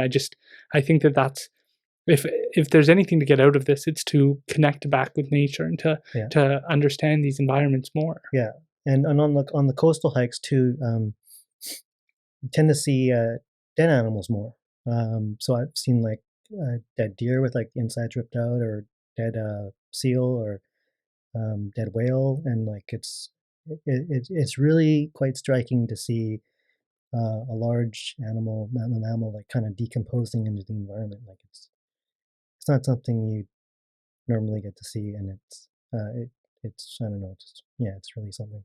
That is really interesting because you kind of get used to seeing them alive, and then you kind of go like, wow, this has been taken out, or this has been Yeah, attacked, or yeah, something's going on here yeah, that's part of the natural yeah, cycle. And I think we get kind yeah, of in our PG-13 yeah, kind of mindset of like everything needs to be safe and yeah, PG approved, yeah, and then you realize, well, nature really isn't like yeah, that. yeah, exactly. Yeah. Yeah. So what was your kind of journey into this more recent book, and like what was your kind of approach to getting started with this one? Yeah, so this book, I was like, I definitely wanted to write a book of easy, shorter hikes, and then just the idea of making it a kids book made sense.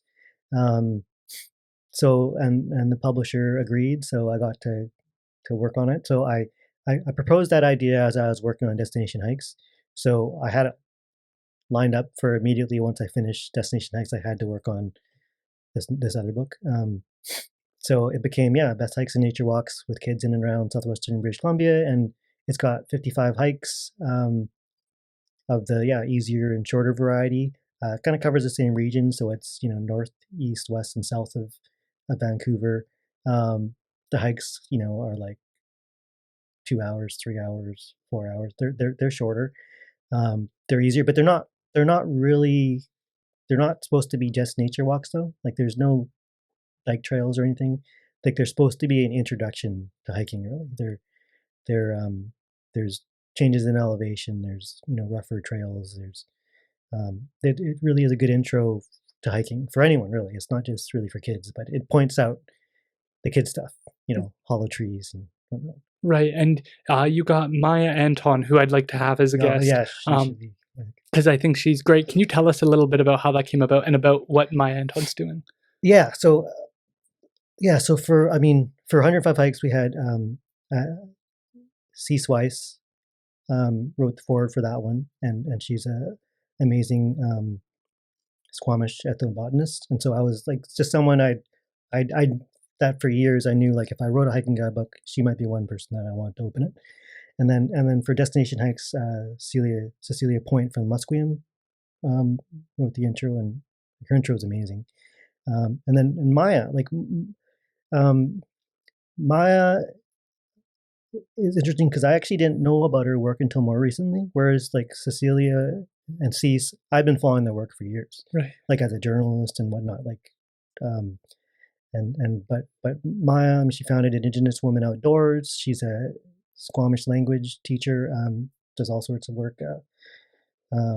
Just an incredible young person out there doing real work. And so, yeah, I just asked her if she wanted to was interested in writing, and we had a nice conversation about it, and I was really honored that she agreed.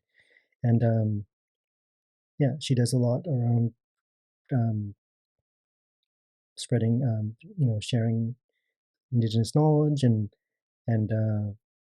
is just such a great like spokesperson. So yeah, it's the perfect intro to the book. Really, it's a great. Yeah, from my understanding, she works to reconnect Indigenous women with the natural environment. Yeah, And I think that that's also what you're doing for everybody, but reconnecting people with these relationships with the yeah, land. yeah. So she's making those connections and making it possible for Indigenous people who've been disconnected from their lands to reconnect. So yeah, it's incredible that work that's happening, and and also the language work that she does. And so yeah, it's just lucky to have someone like Maya writing the forward for the book, and it's also, I think it's a great intro to the book, and I think having that, um, it definitely sets the tone for the book. Like I think people have really appreciated the forwards in the other book, and they found it like it makes you think, kind of going into the book in a different way about it. So yeah, it's and also just having like right off the bat, just acknowledging that there's a history here, and a culture here, and people here that are usually ignored in most hiking literature. So yeah, I don't know. It's important to have that. Yeah, I think of just personally, my grandmother attended Indian residential school, Mm, and then my mother was born with fetal alcohol syndrome disorder as a yeah, consequence of the drinking that took place yeah, when she was a fetus. And so, and then my mother was taken as part of the 60s scoop into a Caucasian family, and my non biological grandmother was fantastic. yeah. But I grew up with more of a disconnect from the indigenous place names. Wow, yeah, I don't know how to fish. I'm getting into more to hiking. yeah, We just bought Andy McKinnon's mushroom yeah, book. We've got your book. And so we're really trying to find those trails that are off the beaten path to make those connections again. yeah, And I think that that's so important to share with other people because we get so lost in like perhaps sports, football, yeah, the UFC. These things are good, yeah, but you're not connecting with nature and you're yeah, not understanding that there is life out there, like trees that live so much longer yeah, than us, and they're here and they provide life. And yeah, when I was talking to Sunny McKelsey, how we tried to use the tree without cutting it down right, and how strategic we are. Like you think of how respectful Indigenous people have been towards conservation and the relationship yeah, with life for so long that it's humbling to learn about, and it places us as stewards for the environment. And yeah, just to go to your books, like I feel like that's the work you're doing in your books, is to say like before you go into these hikes, you're a steward for this environment and you have a responsibility if you're going to enter that you understand these things. And I think that that's what's so important that people take away from when they're traveling or exploring, that they're understanding their role within these environments. yeah. I mean, I'm still definitely like looking at things through a hiking lens, and that hiking lens is very colonial and extractive often. Like it's interesting. When I was talking to C. Swice about the first book, and she was like, "Well, actually, I don't really hike. I go into the woods. I go and I harvest, and I was like, that's okay. You don't like it's. Yeah, I'm not asking you to introduce hiking. Like so it's just the way of looking at things is can be quite different.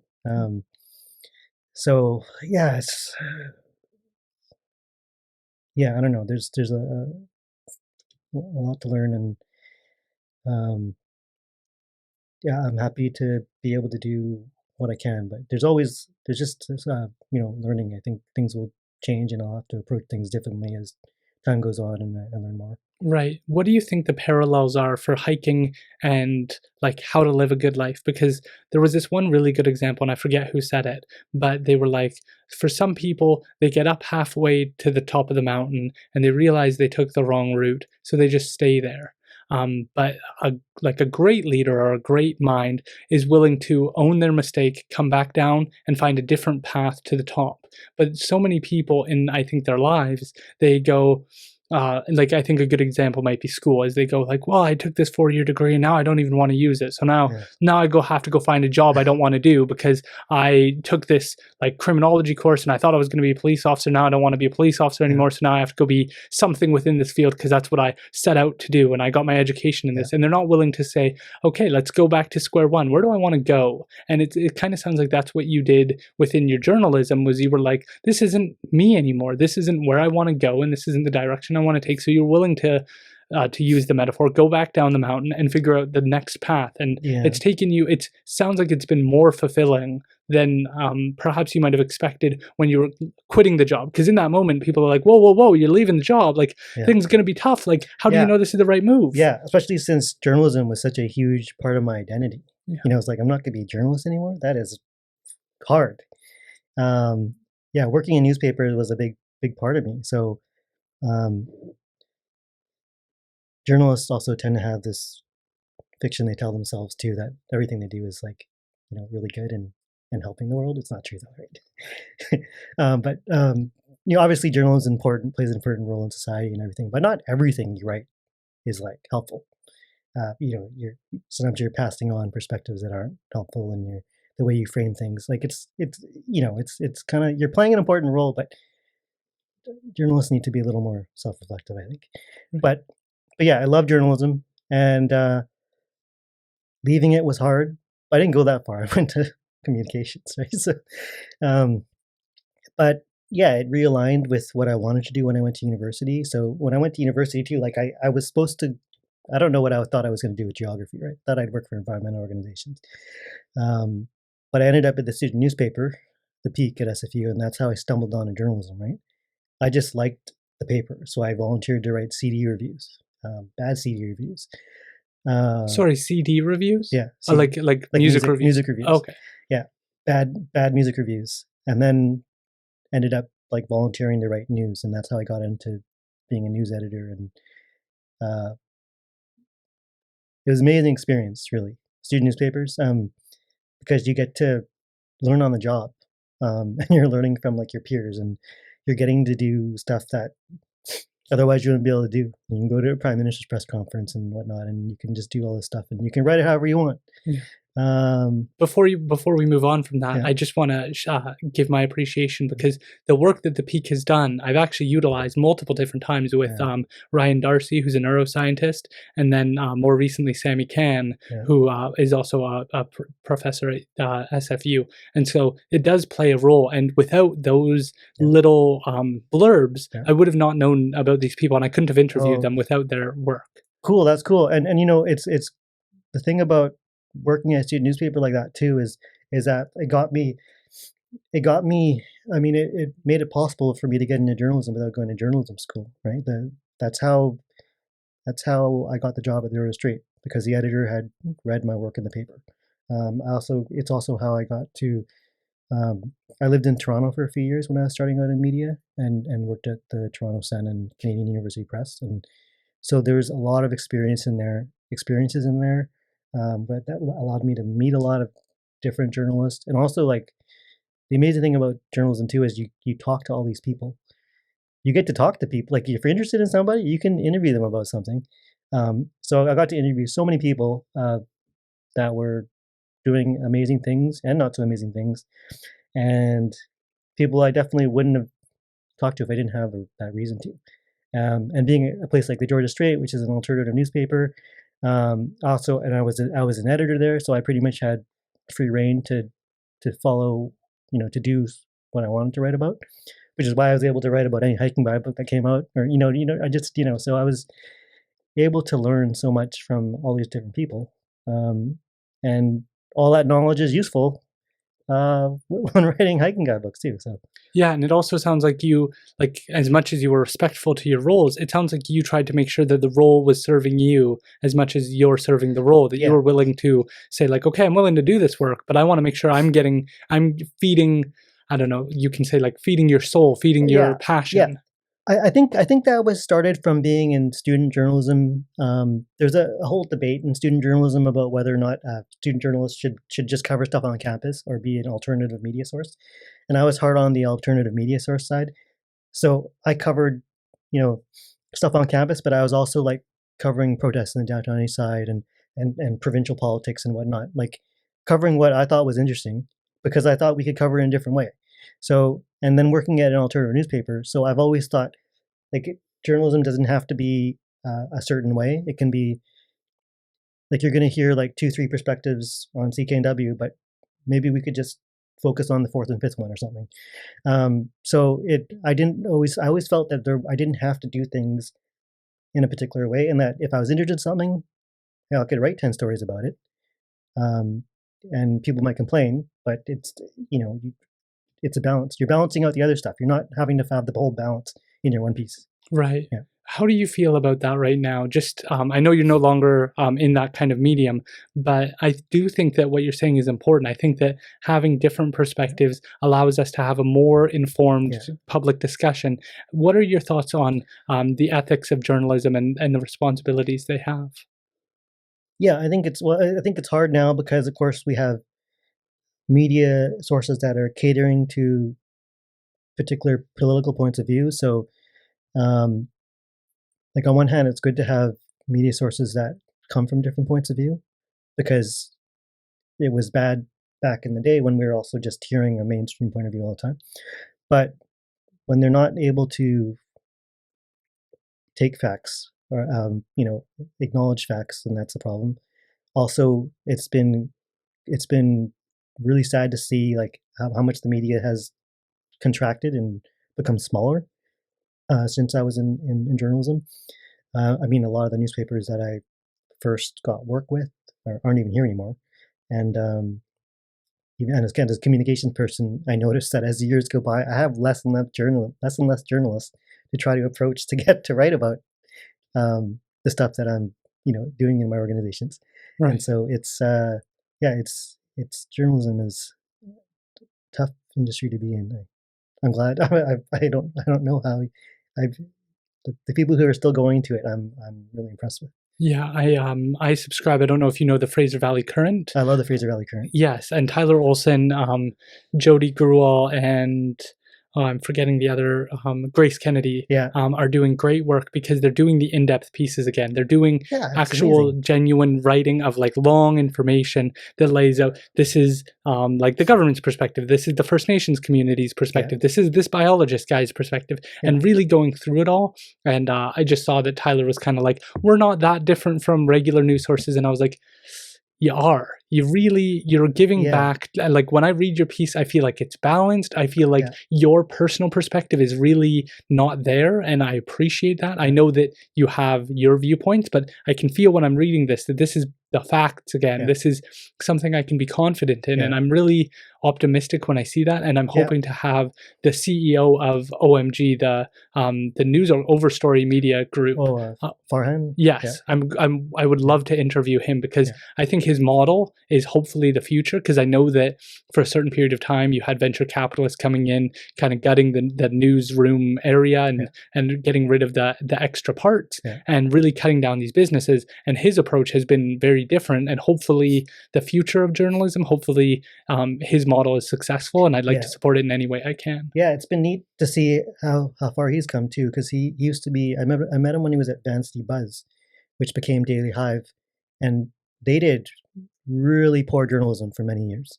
Um, and then but he's what they're doing at this OMG Media um, with these community-based email newsletters. Like you wouldn't think email newsletters would have these huge in-depth stories that they're doing at the current. Um, and there's also like there's the Tri Cities Dispatch is another one. That's a different company. That's Constellation Media. But they do these. Yeah, they're providing these amazing. These are replacing community newspapers, but they're bringing back that in depth thing that you wouldn't think would happen with an email based. But it works really well. Yeah, Yeah, I'm really optimistic and I hope that they continue because there's something there's just something that feels different and I don't want to harp on any one journalist, but when I go on Facebook and I see them posting their yeah, not Fraser Valley Current, but when I see other news yeah, organizations posting their article and then posting their opinion yeah, of what they're saying, it's like now I don't feel like I'm getting a balanced yeah, perspective. Now I yeah, feel like I'm reading your perspective on what's going on, which yeah, is really just an opinion piece. yeah, And when I can't tell the difference between your opinion piece and you're writing as just a pure yeah, journalist, there to me I'm concerned now. yeah. It's like watching CNN now. Just they don't divide the opinion from the news now. It's like awful. Yeah, and it's very concerning because I feel like there's very reasonable people like yourself Yeah. who have been in the industry who are saying this, and yet at the same time, I see so many people saying CNN is as balanced as it's ever been, and it's like I don't know how you can say that. And I think that when we can't have faith in these institutions, the whole political conversation is Yeah, more messy because we can't even agree on what news is and what opinion is, and yeah, then the politicalization of everything yeah, increases, and that concerns me because I do believe in climate change, and I've gotten to interview yeah, various people who have deep knowledge. But that's again an issue that's become politicized over time yeah, because news organizations aren't as trusted as they used to be. yeah, yeah. Yeah, it's not a great state of affairs. So, can you tell us about what what the pivot was for you in regards to, like, you went from the Peak and then you moved into, I think, the Georgia Strait, and you worked for a few different. What was that experience like, and what did Yeah, you gain from that? yeah, it's been really something because like started off at the Peak, which is like an alternative student newspaper. It's a lot of freedom to try to experiment and do stuff. And then I went to Canadian University Press, which is like a national newswire that's made up of student papers, and that was wonderful because I was able to get like the national editor position, and so I was able to meet like up and coming journalists all across the country who are now like at all these outlets all around the country, and like work on content that went to all these papers, and that got me that allowed me to get a job at the Toronto Sun, which is totally different. It's more of a conservative tabloid, um, but I got great experience there, uh, being acting as kind of another like a kind of like with my job at the Student Newswire, it was facilitating content sharing and then editing, copy editing like the political stories out of Ottawa and Queens Park, and so I got a ton of experience there, and then got to go to Georgia Strait, which is where I always wanted to work, um, having read it since like high school and university. That's where I wanted to work, um, and so I got to work there, and I got a lot of freedom there from the editor. Um, yeah, and just the people I've been able to meet and the things I've been able to learn and who I've been able to talk to and go uh, have been like huge. Like just being able to satisfy my curiosity about things. Yeah. Right. And so, who are some of your role models within the space? You've talked about your experiences as a journalist. You've gotten to meet various people. You've had the opportunity to interact, and like I'm sure you know who Andy McKinnon is. You've gotten to have Cecilia Point. Who are some of your role models who inspire you in the work you do today? That's a good question.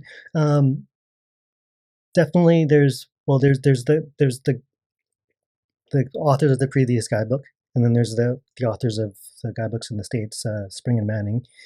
Um, there's yeah, various like knowledge holders and people that I've encountered, like C. Swice and Cecilia Point and Sunny McCulsey, and people who are like doing also like making real change in the world, like Maya Anton. Um, Lots of environmentalists like Joe Foy at the Wilderness Committee, people who've been involved in these fights over long years to protect these natural areas that where there's a lot of hikes, um, whether it's like in Manning Park or Garibaldi, all those areas. There's lots of people that have put time into those areas. Um, so yeah, just I don't know, it's a wide variety of people. Right. Do you have any thoughts on what's going on with Fairy Creek right now? Fairy Creek, I'm a little out of touch with what's going on there right now. Um, I know the Wet'suwet'en um, struggle is getting a lot more media attention lately, so I've been paying more attention to that. But Fairy Creek definitely has been interesting to see, and um, also all the conversations it's raised about who has the right to speak for the land there, and what is the role of like these outside protesters and whatnot. Like it's been pretty complicated, um, but like obviously it's old growth trees. There aren't there's not as many left as there used to be, and there's less and less, and something needs to be done. Um, and like Squamish Nation said they want a moratorium on the cutting of old growth trees in their territory because there's so little left, and so there's things happening. So yeah, I don't. It's a tough question. Yeah, it's been really something to see people stand up for the area, but it's also been like some aspects of that have been troubling as well, like who speaks for that area, and there's been some people in that group that who seem to be speaking out of turn for the protesters. And it's been a strange thing to watch. Right. And how do you stay up to date on these kind of events and like writing your book? Like it seems like this is something that you're genuinely interested in. Yeah. And so I think of like I watched Fantastic Fungi on Netflix, which is a series about with Paul Stamets, UBC professor Susan Simard. There's Andy McKinnon's book, BC Mushrooms. Yeah. How do you go about kind of staying up to date on what's going on? Because Yeah. you've kind of had a journey of like, and I'm interested to know, like, what's your journey been in regards to learning about the plants and then the trees and Yeah. perhaps the wildlife? Have you had like a learning curve, and is each year something where you're like kind of diving into a new topic? Yeah, it's just been gradual, I think. I like field guides, so I've got a bunch of those, and yeah, just yeah. I mean, in terms of keeping up to date with things and whatnot, I mean, it's reading things, reading long reads, and uh, I mean, I try not to spend too much time on social media, but I mean, if you're following something like Fairy Creek, like you actually do have to follow it on social media because you have to follow like land defenders who are actually there and to get that perspective. You're not going to see it anywhere else. So yeah, it's just trying to follow things, but not get too overwhelmed. I'm not as much of a news junkie as I was when I was in journalism because I burned that out of me a bit. But I still do love reading the news and whatnot. So Right. So where would you like to take this moving forward? I know your book's coming out in May. Do you have something kind of already on the horizon, or what are your kind of plans after that book releases? yeah, I did. It's just well, I'll be after the kids book, the Hiking with Kids book comes out. I'll be working on an update of the first book. So 105 Hikes is going to get a second edition in a few years. So I need to start doing research for that, and so that's cool because I'll be able to kind of take what I've learned from the other books and apply it to that, and make that book better. I think like make the writing better and make the photos better, and I also just want to make the book quite new. So I want to change like 20-30 of the hikes maybe, just to make it more of a new book and but also update info for the other hikes. And so yeah, that'll be a bunch of work coming up. Right. When you talk about like updating the photos and changing the language, can you elaborate on that? Because Yeah. I'm super interested in your, like, I really respect people who are willing to like improve. And with the podcast, I'm always looking at getting new video cameras. How do I improve the audio quality? How do I make the experience for the guests better? How do I promote it better so it reaches more people? How do I make sure that the questions I'm asking resonate? How do I make sure I'm doing enough research and I'm informed so I can have a good conversation? And I'm always trying to improve the craft. And I always respect individuals like yourself. You did an interview where you talked about how you're trying to improve your craft. You're trying to improve these things. And so I'm interested to know, what does that actually look like? Well, I think part of it is like never really lose that imposter syndrome. So you're always kind of a little anxious about your work. So yeah, I always am seeing. I pick up the book and I see what's wrong with it, right? So it's I'll be able to. It's great to have a chance to rewrite things, and I'll be able to like. There's trails that I've revisited, and and I've also gotten feedback about some of the write ups too, right? Like good and bad. So it's being able to have the chance to revise it and make it how I want it to be and how it should be, and also like there might be some hikes where I focused a lot on a certain aspect, but now I'm interested in another aspect, so I want to focus on that more. So it's yeah, it's like I'm sure some of the hike write-ups won't change that much because nothing's changed there, and maybe I'm happy with the focus. But there's some where I know like I started the write-up a certain ways, and I think maybe I focused on this aspect for too much, and I want to kind of get right into the hike and then talk about this aspect, or I'm sure there's yeah, I'm an editor, right? So I also want to edit it.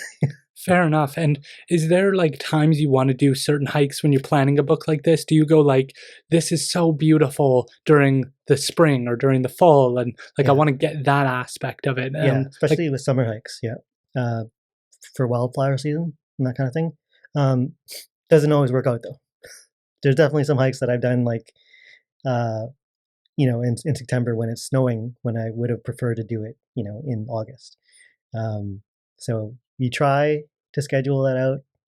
At the same time, I'm also pretty loosey goosey about my scheduling, so things don't always happen when they're supposed to. Yeah, my partner and I tried to do Joffrey Lake, Yeah, and we did it in, it would have been like June, yeah, and it was still completely snow, yeah, and we did not expect that. yeah, So we yeah, pulled up, and it's all snowy, and we were like, "Guess we're not doing this hike today." And we didn't dress for it. We were yeah, just kind of like, "It's June," and in Chilliwack, it's super sunny and warm, and it's yeah, like 30 degrees, and yeah, it's not at that elevation. And so, yeah. have you ever run into that, or do you ever hike in the snow? I hike in the snow. Yeah, I'm not as big into snowshoeing as other hikers are. Just don't enjoy it as much, but I do it. And I also just do. I take the winter time also and do a lot of lower elevation hikes and nature walks. So that's when I do a lot of the forest walks and waterfall stuff. So it's just hiking around, and I just trend to do lower elevation things. It's good because there's a lot of forest hikes that I might not do in the summertime because I'm focused on getting up a little higher. But I can do all the valley things in the off season. That is so cool because I think of that would be something I guess that would benefit me is because we're interested in doing hikes, but we're terrible at planning in advance. And so we're like, oh, we want to do like Joffrey Lake right now. And it's Uh, like, it's January. Like, yeah, this is a terrible time to try and do yeah, that. yeah, And so being able to figure out what seasons are good seasons to be able to do these hikes and enjoy yourself yeah, and get out there and kind of having a plan for that in advance. yeah. And so in the hiking with kids book, there's info on whether what season the hikes are good in, um, and that's so that's supposed to help with that. And but yeah, there's a lot of nature walks in the valley that are good all year round, and sometimes doing like the muddy hikes is really good in the winter because the mud's frozen. Mm. That's brilliant. And the other thing I wanted to ask you about, there's two. One is your choice to swim, because you Yeah, changed that over time. You started yeah, out yeah, as somebody who wasn't interested in swimming yeah, that much when you were doing your hikes, and then you kind of switched your perspective. Could you share that? yeah. I never really swam on hikes. Like I never really did lake swimming. And I was not a great swimmer, right? Growing up, I like flunked out of the swim club because of asthma, I guess. And then I've just always been a really bad swimmer. And then just a few years ago, decided to start just you know I'd always be like, nah, I'm not gonna swim. But then being like, oh, I missed out, right? And then started swimming in lakes, and it's funny, like the more you swim in lakes, the more comfortable it is, the less it doesn't feel as cold even. Um, and so now every chance I get, I'm trying to swim in lakes on hikes, and it's I've swam in like really cold rivers, and with that kind of glacial blue in it, and it's super cold, and then gone up in the mountains and swam in alpine lakes. Even at like nighttime with the stars above, and it just like it just really adds to the experience, and I love it now. It's so refreshing. The only thing is I have to be careful not to like swim too long, like on a hard hike or something, because swimming's tiring. Like you're moving your whole body, right? And then you have to hike down. Like Yeah, I yeah, can't imagine. That's another part I'd like to know about because people forget about the amount of light pollution that we have, yeah, and you're a person who gets away from that. Do you take an interest in the stars and the yeah, and looking at the sky at night? yeah, yeah. Really into that.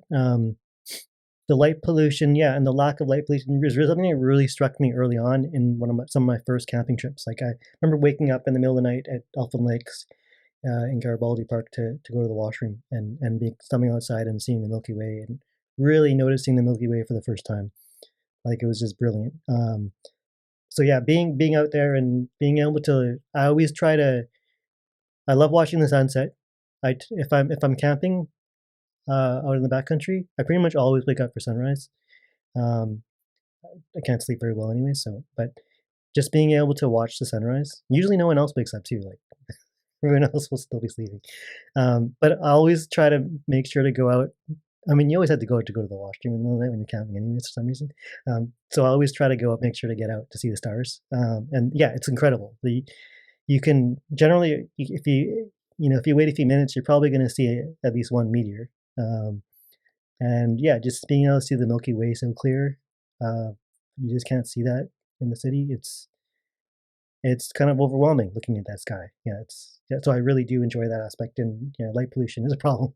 Yeah, it's something that actually does invoke a sense of awe in people Yeah. when they actually get to see it and they understand, like, oh, we're like a little blue marble hurtling through space, able to see light that's traveling at intense speeds, and realizing that some of the light that you're seeing is actually from burnt out stars that are no longer that way anymore, but that light hasn't traveled.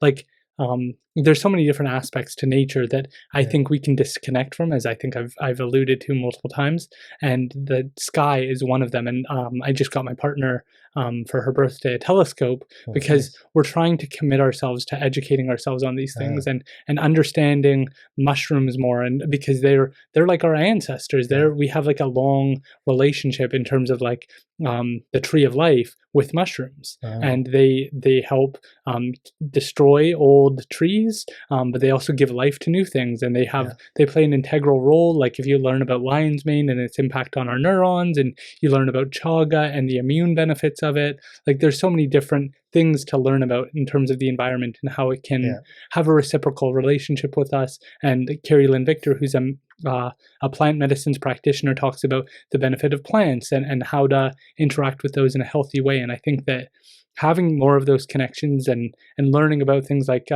when I watched Fantastic Fungi, they talk about how there's mycelium underneath, and the trees with the mycelium are able to feed the other tree. If they have more food, they're able to move that food through the mycelium through to another tree, or to their tree baby, to the tree relationship. And that's like a Suzanne Simard thing, right? Her research, right? Yeah, correct. It's incredible. Like it's crazy. And then you're out there, and like, to me, that's why we're so lucky to know people like you. And like, I don't think of you as just a hiker. I think of you as like an educator for what these beautiful mountains have to tell us and teach us and share with us in terms of our understanding of the natural environment and the beauty that you could miss out on if you just stay on your local trail that's paved and well maintained and groomed. You can lose your understanding of how bizarre this planet is. Yeah, I'm just lucky, Greg, because I hiking is my favorite thing to do, and I'm able to channel my passion into these books. So it's just it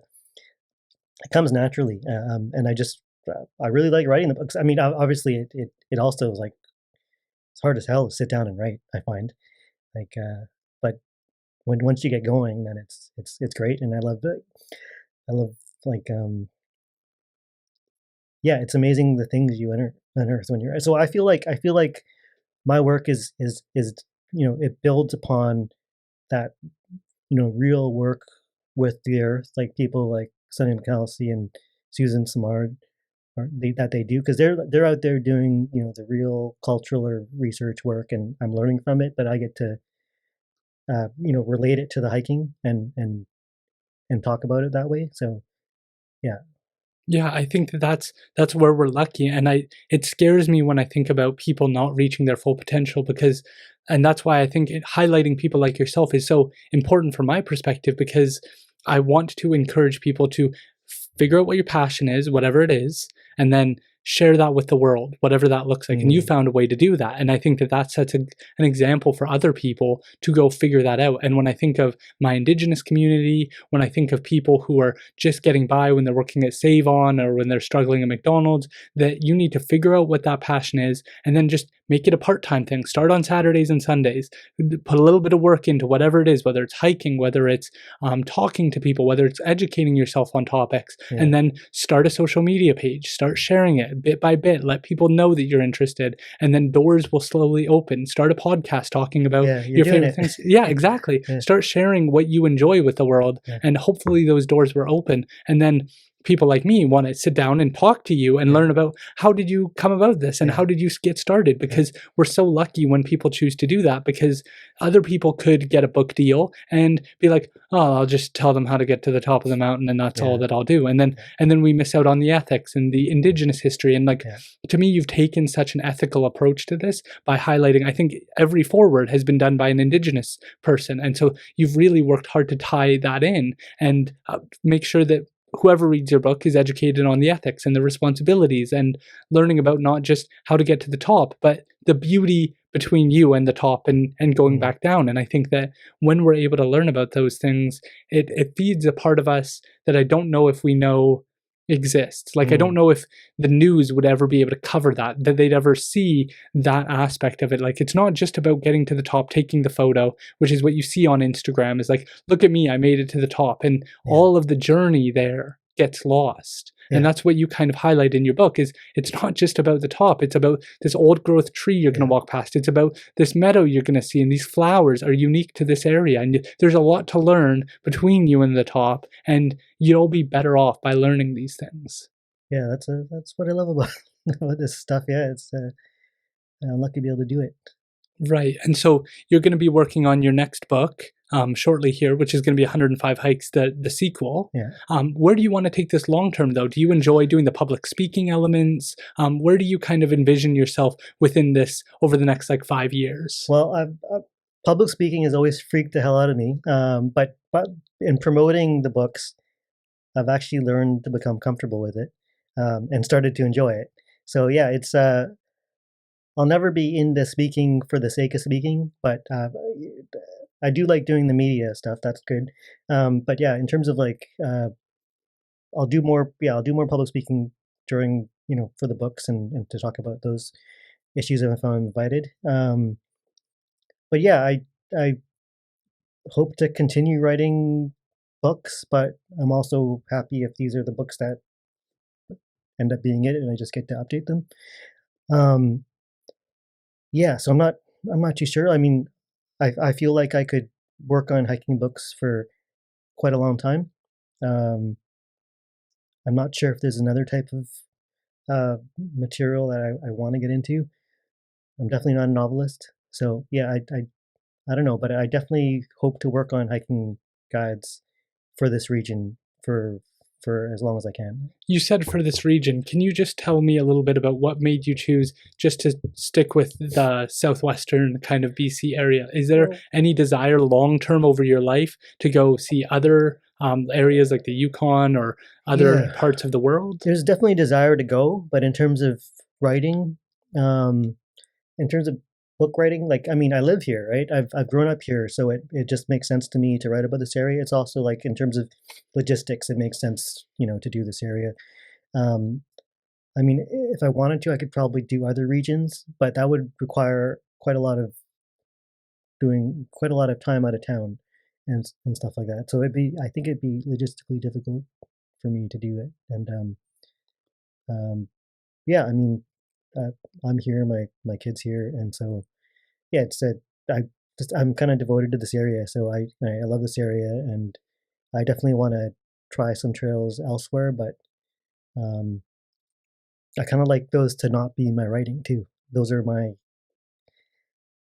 when I do the trails on the west coast of Vancouver Island. It's out of my area for writing. I don't choose to write about that area, right? So I take no notes and I turn my phone off. Right, and that's where you kind of reconnect with your passion for it, it sounds like. Yeah. Yeah, interesting. Because I think that it's so valuable for people to realize how hard it is to write these books. Yeah. Because you think when you go for a hike, you're like, oh, I got to the top and I came down. I've done elk multiple different times. And it's a pretty easy one when you think about being able to get to the top and bottom.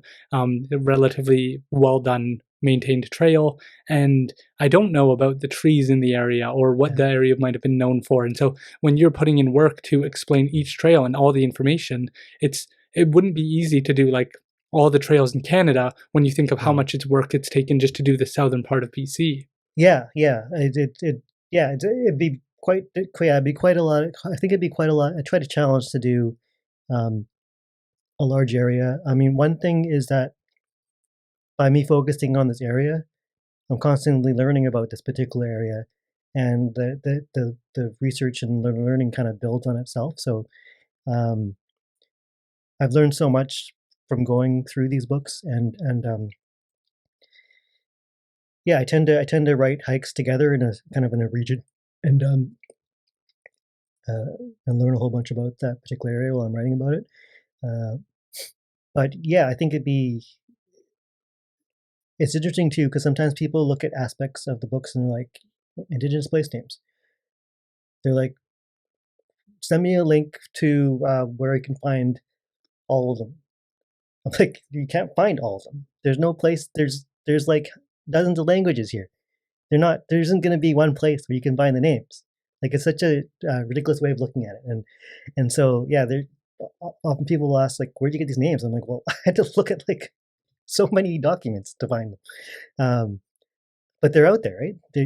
But there's not going to be one place to. It's not necessarily going to be easy to learn about all these things. So it's, but yeah, I really enjoyed it. And perhaps maybe it shouldn't be. Maybe Yeah. it's good that you have to put in work. Like we live in a time where Yeah. things are made too easy, and Yeah. that you almost appreciate it. Like when Google was kind of getting started, people thought like, we're going to have the most informed society we've ever had Yeah. because you're going to be able to ask every question imaginable, and we're going to have such an informed populace. And now we're all kind of going like, well, why do we not have those encyclopedia books where you Yeah. can flip to a page Yeah. and you don't know what you're going to learn, you don't know what you're going to read about, and you don't Yeah. know what you're going to connect with Yeah. in that book if you just open it up and start going, oh, I didn't even realize Yeah. I could ask that question. And so Yeah. I think we get lost in making it easier and easier and easier to the point where it's like, well, now you've kind of lost the beauty of the journey of learning. Yeah, it's funny you mentioned encyclopedias because growing up, my family did have a set of the World Book Encyclopedia, and my brother used to kid me because I would read it. Like, I would just read it, and I especially liked reading about all the different countries and all that. So I know, like, read all about the little microstates and everything. Like, it's like, but yeah, just you don't flip through things, and well, I mean, you can go down the Wikipedia rabbit hole, I guess now, but it's yeah, it's different. You don't encounter things as much that you weren't predisposed to. Yeah. Yeah, I have my grandmother's World Book series, and I'm proud to have it because I think it is something that we forgot about, and we get so lost in trying to get the answer to a question that we forget about the beauty of not knowing, or the beauty of learning over time, and your willingness to go through these things and learn about them and try and understand more. I think that sets an example of like, this has been a journey for you as much as it's been an educational experience for others, that you've had to go learn things in order to tell people. It's not been like I've known it all for 30 years and I'm just going to tell you what I know. It's been like I have to go out and learn and expose myself to new information and then come back to my readers and educate them. Yeah, it's been especially the historical aspects and learning about some of the Indigenous place names and the different languages. Like, that's a lot of learning. It's been a lot of learning, and there's still like an incredible amount to learn. But you can't just pick it up like it just takes a lot. And yeah, people always want like the quick answer. And like with that site, Native Land, right? You see so many land acknowledgements now that are just copied and pasted out of there, and so many of them are wrong. Like, so many of them are either got the wrong area because the websites, the website's gotten better, but there are different territories are not represented properly, and then the way they're named, people don't know what they're copying and pasting, so they'll use the Halkomelem word our land as a name for the nation rather than Stalo, or like it's you see it all the time. Yeah, I listened.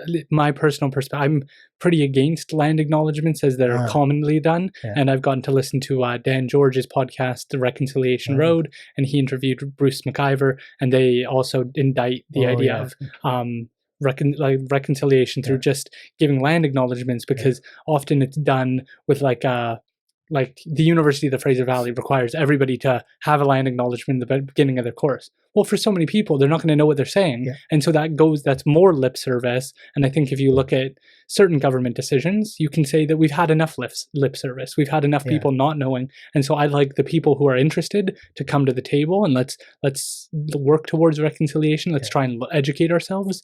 But for the people who aren't going to participate or who are going to copy and paste, don't bother. Don't waste your time trying to attempt to fake something, because that's not going to help us. That does nobody any good. And it's a disservice to yourself, because you're being a little bit dishonest if you're putting something in that you don't understand. Yeah, and I've given my fair share of land acknowledgements, and I've never quite figured out how to be totally comfortable with them.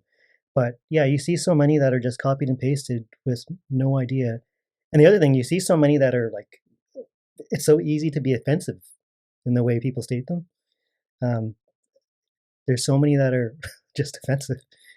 So yeah, it's often counterproductive. Yeah, the way I used to describe it is like if you're like an institution and you're saying, I acknowledge that I'm on the stolen, unceded territory Yeah. of X, well, you're basically saying, I have your candy bar and it's Yeah. over here and you don't have it. And so I just like to acknowledge that I took it. And it's like, well, that's not very productive Yeah. in terms of like, are you going to give it back? Is this Yeah. the plan? Are you going to donate the land back? Yeah. What's your reason for saying that? And Yeah. I think that the Carrie Lynn Victor, who's a muralist, what we talked about was she tried to do a land acknowledgement with a school, and they chose to recognize the land and the animals and the life around it rather than focusing on which nation. It's about like understanding the streams, the rivers, the mountains, the life, the ecosystems that exist around you, because if you understand that, you're more likely to protect it and take care of it. And I think that for everyday people, that's probably the best route, is go learn about the stream, go learn about the river down the road from you, go learn about the mountains and what trees exist around there. That's a better way to acknowledge the land than to just copy and paste, I'm on this territory from this area, because then you don't really understand what that means. You're not going to go meet the governance system there. So go inform yourself about the ecosystems that exist around you and appreciate them. If there's an application to build a giant building, maybe put in your 2 cents and say, hey, I really like this natural area and I'd like to preserve that. That would be more valuable for the everyday person than just putting in something into their email signature that they don't understand what they're saying. Yeah, we have a land acknowledgement in my email signature at work too. Yeah. It's a tough balance, because I know some people like yourself, I'm sure you understand what you're saying and you know what the words you're using, but for so many, they don't. And then it's not like Indigenous people care so deeply about the land and the environment that I think the best thing that we can export to everyday Canadians is take that same passion, take that same interest, and have a deeper relationship with the community around you. You don't have to learn about what's going on across all of BC, but if you have a park down the road from you that's full of beautiful trees, we'll try and preserve that. And if there's an application to tear all that down for a house, maybe say, how about no? How about let's try and protect that? Because you think of the work you've done living in Burnaby and how far you have to travel to experience these areas. I'm sure it gets a little bit farther and it's a little bit more challenging, and the roads get a little more paved and the trail gets a little more used. And then it's like, well, maybe I won't do this trail this time because it's so busy and I want to go out into the wilderness, and that distance that you have to travel, it might be expanding. Do you have thoughts on that? Yeah, it definitely I definitely I cover quite a wide area in the books because of that. For my own interest, it covers a wider region than the 103 Hikes book does, and I also purposely include some of the stuff in the States because I feel like that the border is just the border. It's not it's that stuff is closer than Whistler, a lot of it. So just trying to get kind of looking at it bioregionally a bit, I guess, and then but yeah, just I can see going further afield and I always look into new areas. That's so interesting. Have you ever thought about starting your own podcast talking about like a hike and your thoughts or what you learned from doing a particular experience? Like I think of you did like a really long hike and you met people who like live at the top of this mountain in the middle of nowhere. Can you tell us more about like those? Which Are like one was that? those were they had like a house and you had posted like they had this little place and you got to meet them, and I thought that was a kind of a wild experience. I don't know if they live there or it's a cabin that you're able to rent out or something like that. Yeah, I can't remember that one, but I have. What's been really neat is I've been on hikes where I've gotten to cabins and been able to meet the people who are responsible for protecting an area. Once I was in on Sunshine Coast and I went to a hike to a park, provincial park hut, and met an environmentalist, George Smith, who was actually one of the key leaders of the fight to protect that park decades ago. And just to hear those stories straight from the person who was who actually literally they built that hut too I was in. it's amazing. Like, these experiences, like being able to meet people like that by accident out there has been really something. Yeah. That's fantastic. I am so grateful that we were able to sit down today and hear about the work that you've done, the books that you've written, and your journey, because I think that there's so much to learn about the environment, about the fungi, about fauna, about the ecosystems, the stars. I think that you are like a doorway for so many people to get interested in these things and to kind of get away from their laptops, get away from their cell phones, and start to reconnect with nature. And your commitment to that, I think, it motivates other people. It kind of starts as a catalyst, and people pick up your book and then they start going, well, why can't I do a hike a week? Why can't I get out there? Why can't I start going for walks more? Why can't I get away from my TV and start focusing on the things that matter? And hopefully that has a cascading effect, because it sounds like that really long hike it gave you a chance to kind of soul search and figure out what you wanted to do. And I think that we need more of that. We need more people being mindful, reflecting, and figuring out where they want to take their life. And are they happy in their life? Are they treating their loved ones well? And when you're out in nature, it's an opportunity to reestablish your relationship with the environment and with the world, and where you want to be in your life. And I think that your passion for this, I think it's it's contagious. It makes other people interested. It makes other people go like, well, like, this person's doing these many hikes. Why can't I do one a year? Why aren't I out there? Why aren't I learning about these things? And the amount that you can learn and grow from interacting with these things, I think it's insurmountable. Like, it's incomprehensible what you can gain from going out there. And I think you've shown that, because it sounds like you're learning more and more all the time. And each book, you're learning something new and experiencing different hikes. So it's not like you're like, I've done all the hikes and now I know everything. It's like, even when you go during a different season, you learn different things about that environment, and you have a different relationship with it that time than you did the time before that. And I think that that's hopefully the life people can start living, is just being more curious, being more open-minded, and humble. And I think that when you're out in nature, you have more humility. You see the stars and you go, I am super small in this. And you look at the bear and you go, holy, like, this thing, it would take no effort for me just not to be alive anymore if this bear wanted to make it so. And so I think that nature is a good way for us to humble ourselves, because I do think that social media can be a place where we can start to get really egotistical, and what are my likes at, and what are my comments at, and what are people responding with, and is it important to people, and how do I make the next one blow up? And we get lost in that, and then you start to forget about what really matters, which is family, the environment, connecting, and living that more wholesome life. And I think that that's the path that you're setting for people, and all they have to do is pick up the book to learn more. Well, thanks a lot, Aaron, and I love what you're doing with this podcast. I've got a whole bunch of episodes bookmarked on Spotify that I want to listen to the whole thing of. So thanks for having me on. It's been a wonderful conversation. Absolutely. Can you please tell people how to find you on social media, where they can grab your book, and all of that information? Yeah, as much as I hate social media, I'm on all of them. So I'm on, the Twitter, Facebook, Instagram, all the other ones. And you can find all that and info with the books at 105hikes.com. Awesome. I am grateful, honored that you were able to take the time. I knew it was a long trek out, and so it meant a lot to me that you were able to do this today. I really, really hope listeners go out, buy your book, pre-order your upcoming book. Can you just name all of your books? So there's 105 hikes, destination hikes, and the new book is Best Hikes and Nature Walks with Kids in and around Southwestern British Columbia, and that's coming out on May 17th, 2022. That's this year. And you can find that at 105hikes.com, and it'll be in all the local bookstores and everything. Awesome. Go support it. He is doing so much amazing work, and I am so grateful to have had you on. Thank you, Stephen. Thank you.